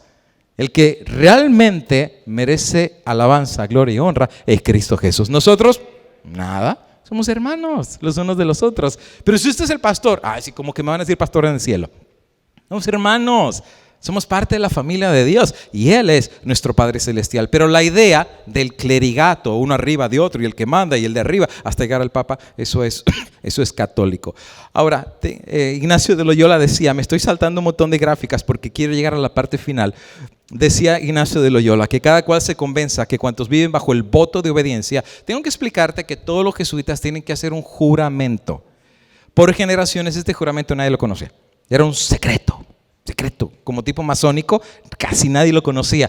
Pero finalmente salió a la luz. En el Congreso, la Biblioteca del Congreso de Estados Unidos en Washington, el juramento salió y está ahí. Está en registro el récord de la Biblioteca de Washington y el juramento, si me da chance se los voy a leer un ratito más. Todos los jesuitas tienen que hacer este juramento. Ahora, ¿por qué es importante entender esto? Porque en la historia de la Iglesia Católica, en todos los papas que han quedado, es la primera vez en toda la historia de la Iglesia Católica que queda un papa jesuita. Y tú dirás, pero es tan buena gente. Vamos a hablar de eso en un ratito más. Ahora, ¿qué pensaban los grandes personajes de la historia de los jesuitas como organización religiosa? Bueno, les voy a dar algunos bien rapidito. Por ejemplo, Napoleón Bonaparte, que era un militar, ¿qué pensaba de la orden de los jesuitas? Mira lo que decía Napoleón. Los jesuitas son una organización militar, no son una orden religiosa. O sea, te dicen que son sacerdotes. No son sacerdotes. Son un ejército. Su jefe es un general. Por cierto, al general de los jesuitas, así se le llama el general, se le llama también el Papa Negro. ¿Han escuchado el Papa Negro? Por eso dicen que hay un Papa Blanco y un Papa Negro. El Papa Blanco es lo que dirías Francisco hoy en día, porque siempre el Papa Blanco se viste de blanco. ¿Y por qué al general de los jesuitas le llaman el Papa Negro? Porque los jesuitas siempre se visten de... ¿Y por qué le llaman Papa? Por el poder que tiene el general de los jesuitas. Es un poder gigantesco y dice que su jefe no es un padre abad, es un general. La meta de esta organización es poder. Poder en su ejercicio más déspota, poder absoluto, poder universal, poder para controlar al mundo por la abolición de un solo hombre. Por cierto, tengo que decirte que los jesuitas tienen un juramento para Estados Unidos: terminar la libertad religiosa. Y para allá vamos. El día de mañana te voy a hablar un poquito acerca de lo que pronto viene. Por ejemplo, el general Montholon escribe acerca de los jesuitas diciendo: el general de los jesuitas insiste en ser el amo soberano sobre los soberanos. Donde quiera que los jesuitas sean admitidos, ellos serán los amos, cueste lo que cueste. De hecho, muchos congresistas han sido educados por los jesuitas, tengo que decir, incluyendo senadores. La sociedad de ellos es por naturaleza dictatorial, por lo tanto es el enemigo irreconciliable de toda autoridad constituida.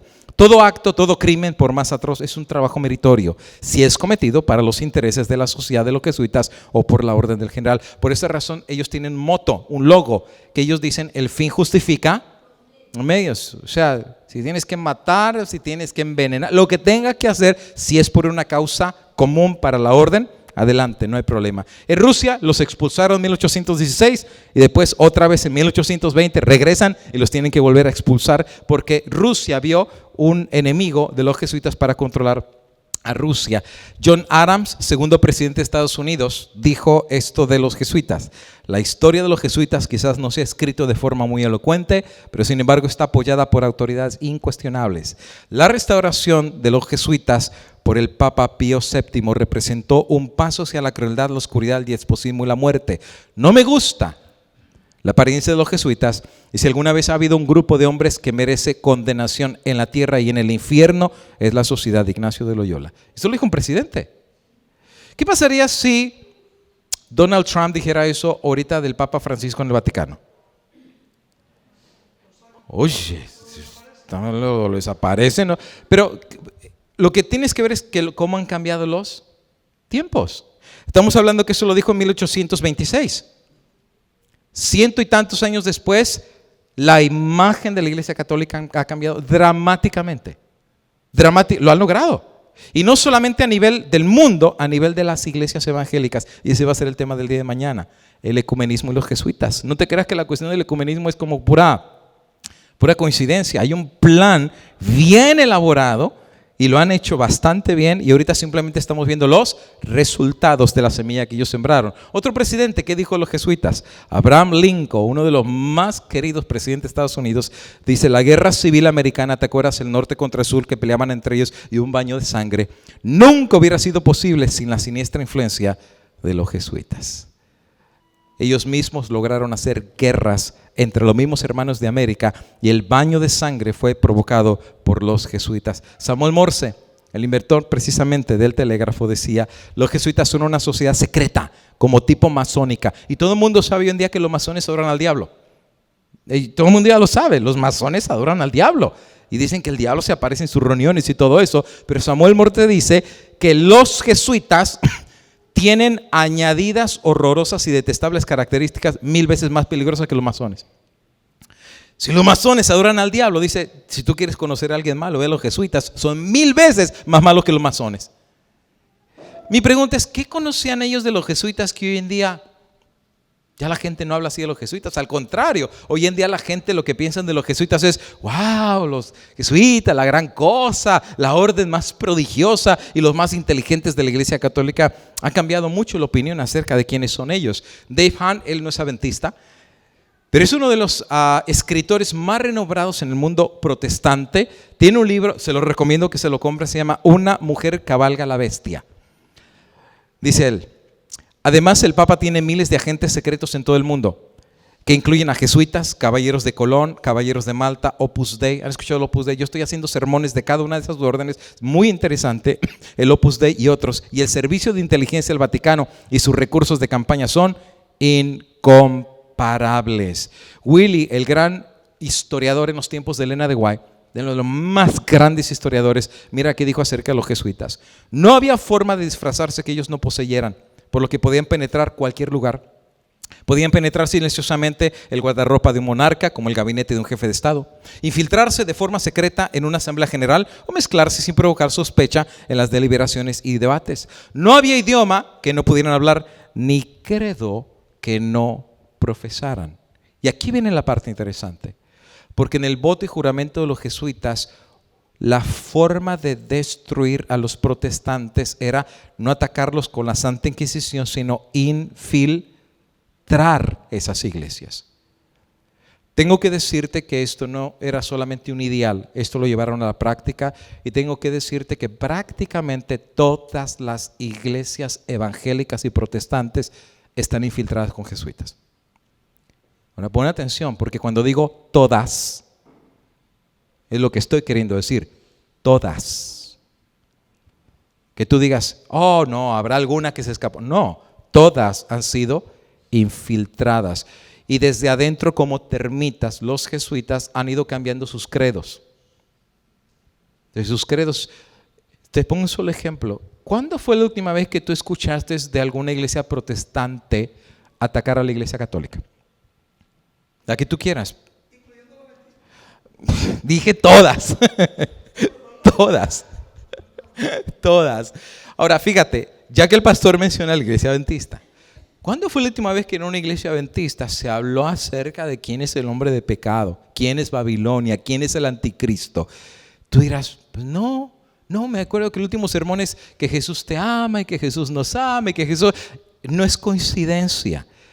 Ha habido una obra de infiltración por generaciones para cambiar credos, religión, doctrinas, valores y principios y crear una metamorfosis. Por eso hoy en día lo que se tiene en muchas iglesias es el trabajo de las termitas que desde adentro han ido erosionando a las iglesias. Y de hecho el concepto del ecumenismo, mañana voy a hablar acerca de eso, el ecumenismo no es evangélico.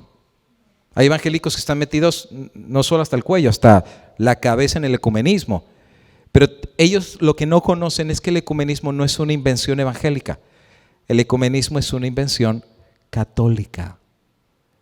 Y el que está metido en el ecumenismo se está preparando para el plan maestro de la Iglesia Católica. Ahora, tengo que mencionar, eso mañana lo voy a explicar, algo va a pasar este año. 2017 es uno de los planes más maestros de la Iglesia Católica y pasa este año, 2017. Y hay una razón por la cual es el 2017. Lo tienen ya planificado por los últimos 500 años y los 500 años se cumplen este año, 2017. Charles Chiniquy, un ex sacerdote católico de Canadá, se mudó finalmente a Chicago. Y los jesuitas le hicieron la guerra. Escribió un libro, está en español, se llama 50 años en la Iglesia de Roma. Cómprenselo, está muy bueno, es bien grueso el libro. Habla acerca de todas las cuestiones que la Iglesia enseña y que no están basadas en la Biblia. Y él decía en la página 282, gobernaremos, este es el propósito de los jesuitas, a los Estados Unidos y los pondremos a los pies del vicario de Roma, el Papa. Por cierto, tengo que mencionar que llevaron a Chiniquy a un juicio en Estados Unidos. Los abogados jesuitas iban a despedazar al ex sacerdote católico, todo eso lo cuenta él en su libro. Y resulta ser que Chiniquy, el ex sacerdote católico, contrató los servicios de un abogado. Pero imagínate, un abogado contra los abogados jesuitas, era David y Goliat. Resulta ser que este abogado era jovencito, pero era muy inteligente. Al final, para sorpresa de todo el mundo, quien ganó el juicio a favor de Chiniquy fue el abogado de Chiniquy. Y el abogado de Chiniquy era nada más y nada menos que el famoso Abraham Lincoln. Abraham Lincoln le escribe a Chiniquy y le dice, bueno, por la gracia de Dios ganamos. Chiniquy le escribe de regreso a Abraham Lincoln y le dice, pues mi señor, no esté tan contento, porque una cosa sí sé, que los jesuitas no saben perdonar, cuídese. Lo que no sabía es que él iba a llegar a ser presidente de Estados Unidos. Y tú sabes lo que le pasó a Abraham Lincoln. No hay escrúpulos en esa orden. De hecho, en el libro Historia secreta de los jesuitas aparece el voto de los jesuitas. Y este voto ha sido expresado y juramentado por el primer papa jesuita en la historia la historia del Vaticano, el Papa Francisco. Déjame decirte que Francisco en los últimos años ha cambiado de una forma radical la imagen de la Iglesia Católica.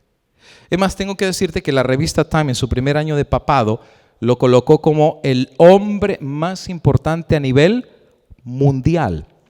Es más, ni el presidente Barack Obama ya le hubiera gustado tener la fama que él tenía.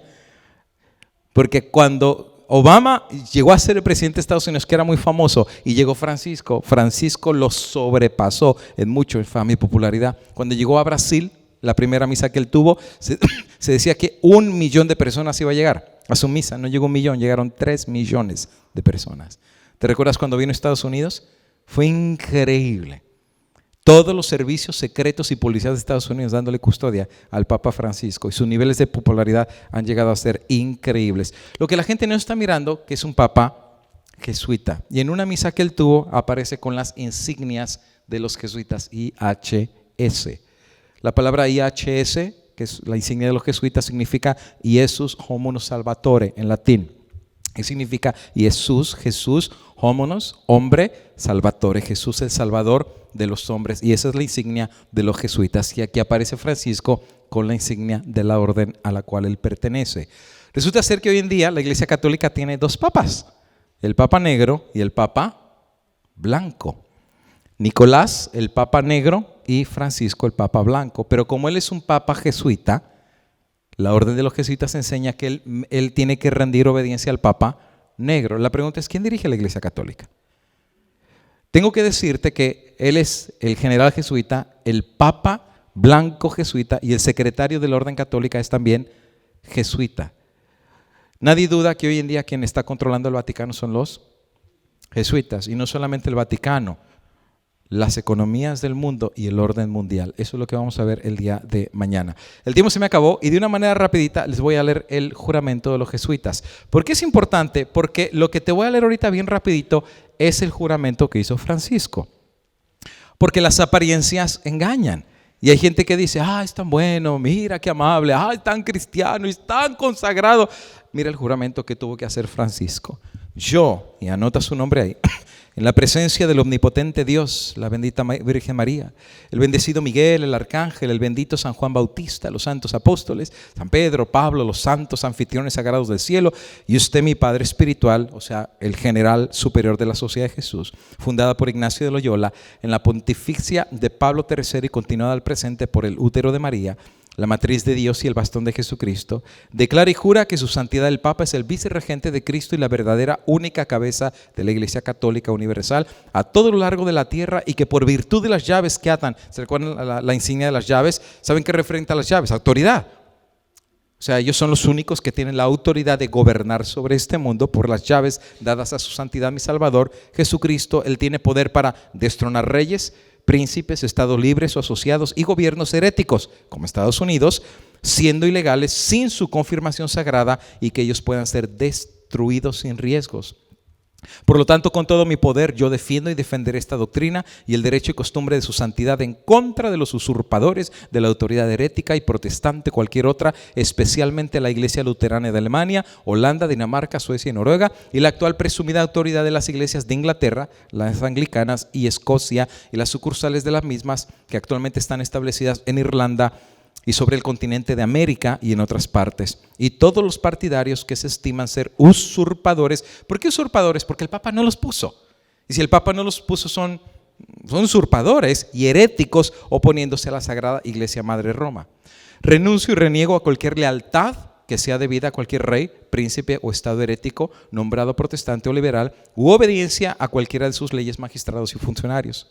Yo además declaro que las doctrinas de las iglesias de Inglaterra y Escocia, los calvinistas, hugonotes y con otros nombres de liberales o protestantes sean condenables, y que ellos mismos sean maldecidos y que todos sean maldecidos quienes no la abandonen.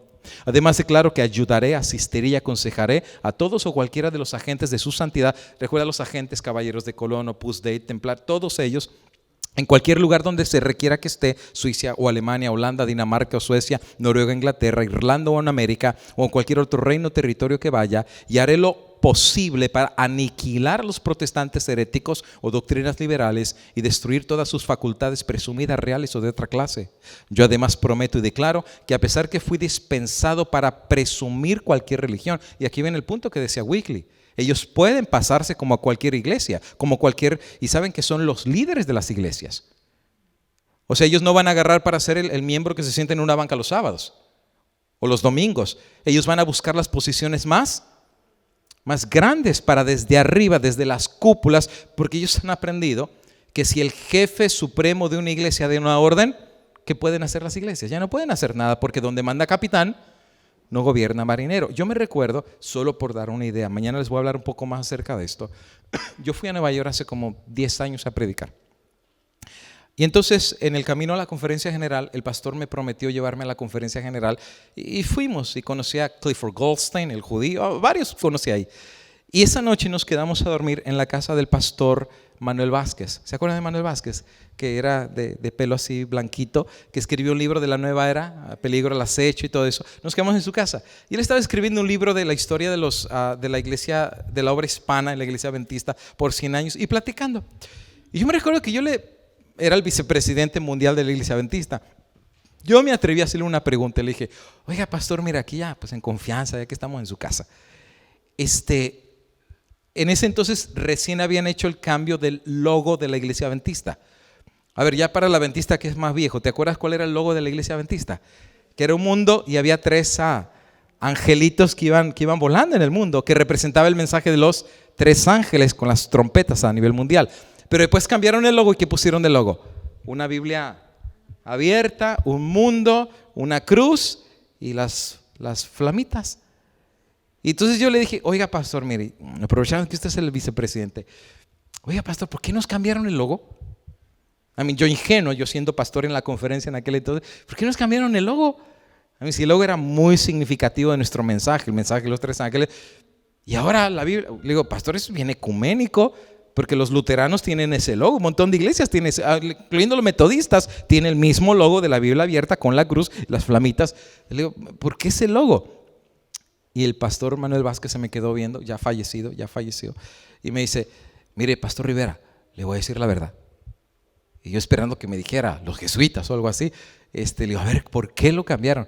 Y dice, mire, ni yo tengo la más mínima idea.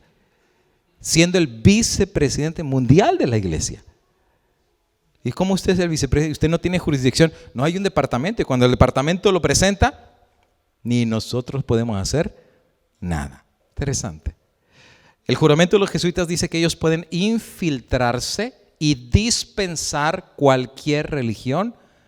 Claro, obviamente ellos no van a decir, soy jesuita, lo vengo a destruir.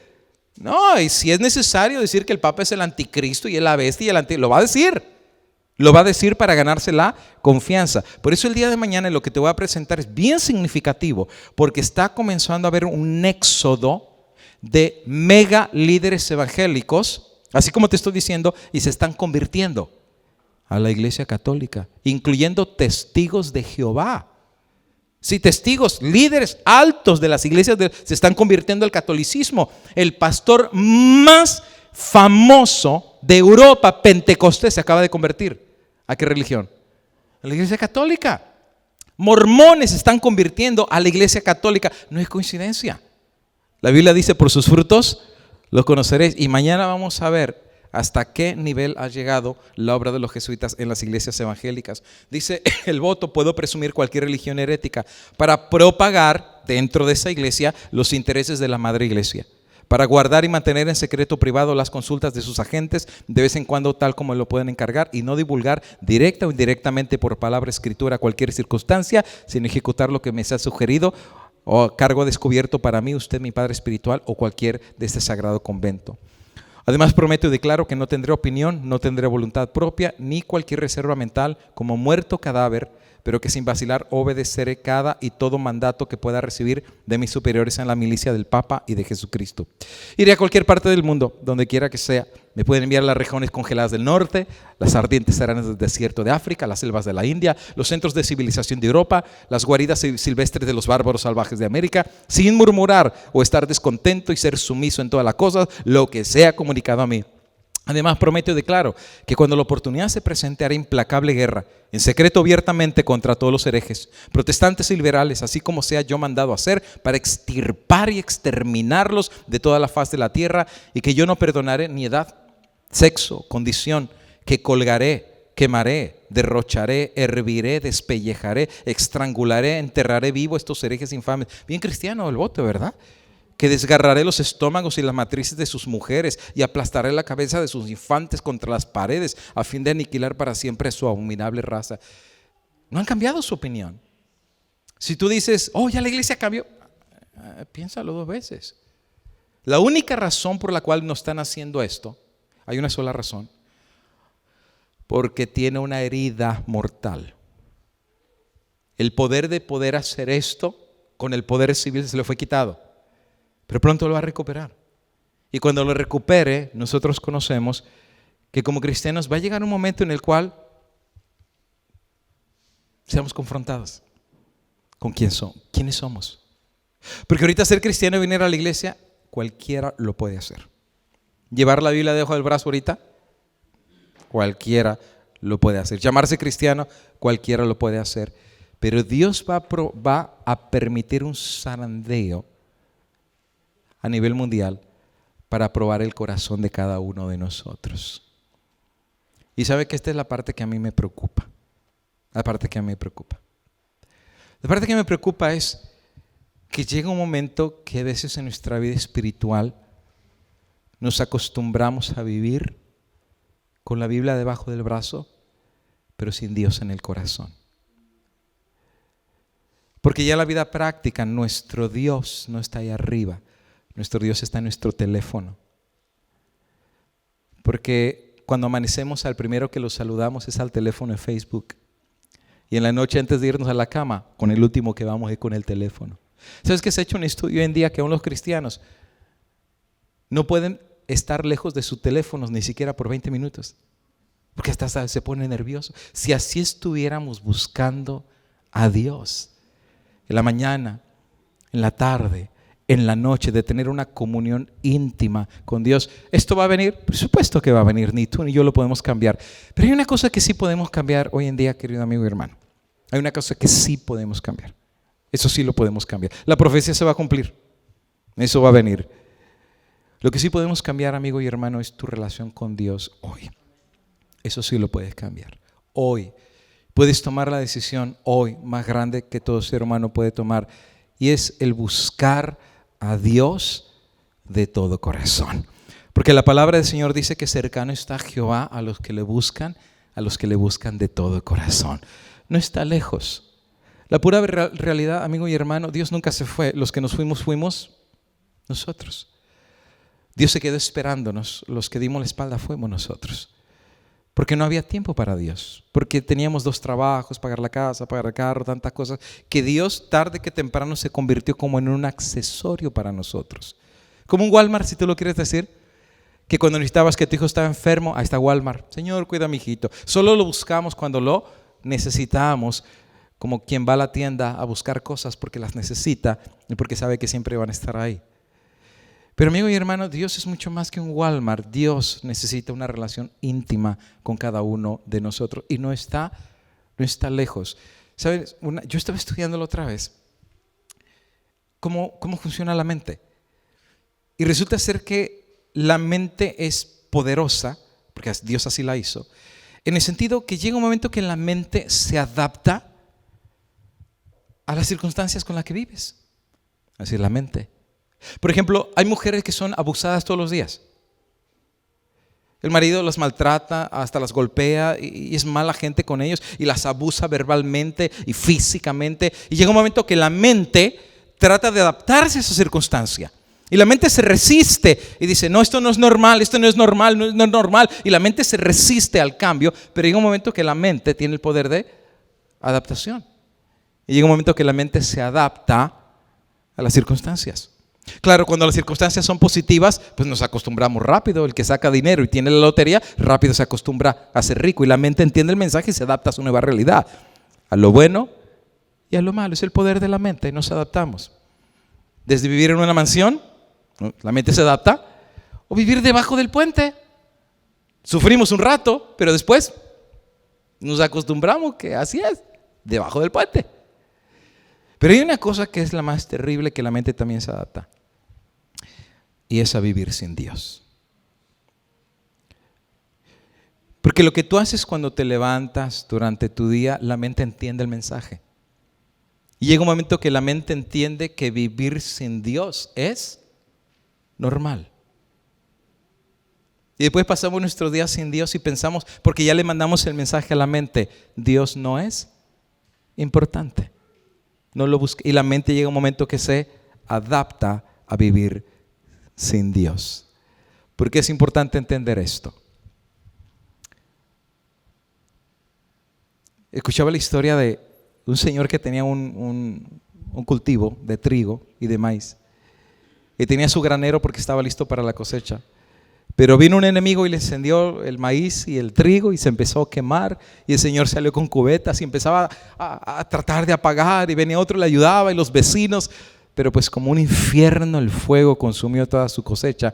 En un momento que el señor solamente se quedó viendo cómo el fuego destruía todas las cosas. Impotente se arrodilló y lloró, pero ya no podía hacer nada. Al otro día estaba caminando por donde había estado sus cultivos, todo quemado, destruido. Estaba frustrado, estaba triste. Y entonces resulta ser de que ve a la distancia un bulto grande, calcinado y todo quemado. Y cuando se acerca lo mueve así con el pie, resulta ser que era una gallina. Pobre gallina toda quemada. Bueno, resulta ser que la gallina, cuando ve que prácticamente el fuego venía, pues la gallina corrió de un lado y para otro y el fuego se le iba cerrando y finalmente la gallina pues ya no pudo escapar y el fuego la quemó. Entonces el señor, cuando ve la gallina toda quemada, en la frustración que tenía, pues el señor no lo pensó dos veces, agarró vuelo y le dio una patada a la gallina. Y la gallina toda quemada y muerta sale volando la gallina, ¿verdad? Sacó toda su rabia. Pero entonces cuando le da la patada, resulta ser de que notó que debajo del cuerpo calcinado de la gallina salieron un montón de pollitos que todavía estaban vivos, que habían sobrevivido la quemazón que vino. Si la gallina vio que ya no podía salir adelante porque el fuego le iba a consumir, pero cuando vio que finalmente ya no iba a ser posible escapar, entonces lo que hizo fue levantar sus alas, llamar a sus pollitos, y debajo de las alas de la gallina los hijos estuvieron salvos. ¿Viene un fuego? Sí. ¿Viene una prueba? Sí. Hay gente que dice, ay, no hablemos de eso porque me da miedo. Por supuesto, porque eso nos habla de que nuestra conexión con Dios está suelta. No estamos conectados. Es como una lámpara, si no la conectas al enchufe, no da luz. ¿Viene lo que viene? Sí. Pero el que habita al abrigo del Altísimo morará bajo las sombras del Omnipotente. Y caerán 1000 a tu diestra, 10,000 a tu diestra, mas a ti no llegarán. Porque aquellos que tienen su confianza en Dios, ¿por qué tendrían que temer? ¿Por qué tendríamos que tener miedo? El año pasado fui a Chiapas a una convocación, Tapachula. Fueron como 2,000 personas. Y el hermano me dice, pastor, todo está listo, todo está para que usted venga. Pero pastor, hay un rumor. ¿Y qué rumor hay, hermano? Que lo van a secuestrar. Porque ya son bravos. Te secuestran, te llevan a la sierra y ya no es. Y me dice, pastor, ¿quiere venir? Con amenaza de secuestro y todo. Le digo, claro que sí. Vamos a predicar la palabra de Dios. ¿Con secuestro y todo? Pues sí, con secuestro y todo. Y no tiene miedo. ¿De qué?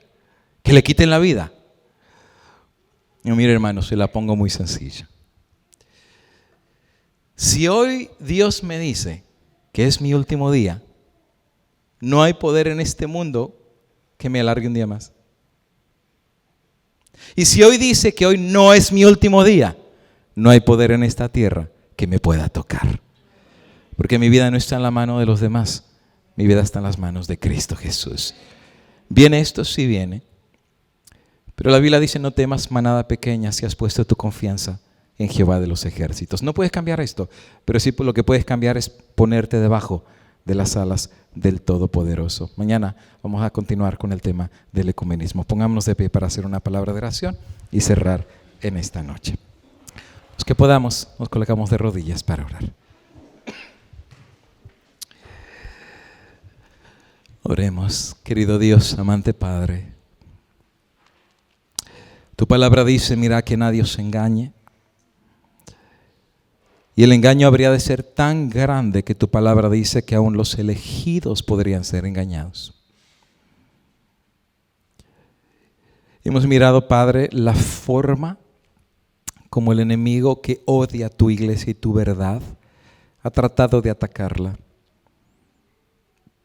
Y por siglos y siglos la profecía de tu palabra se ha cumplido.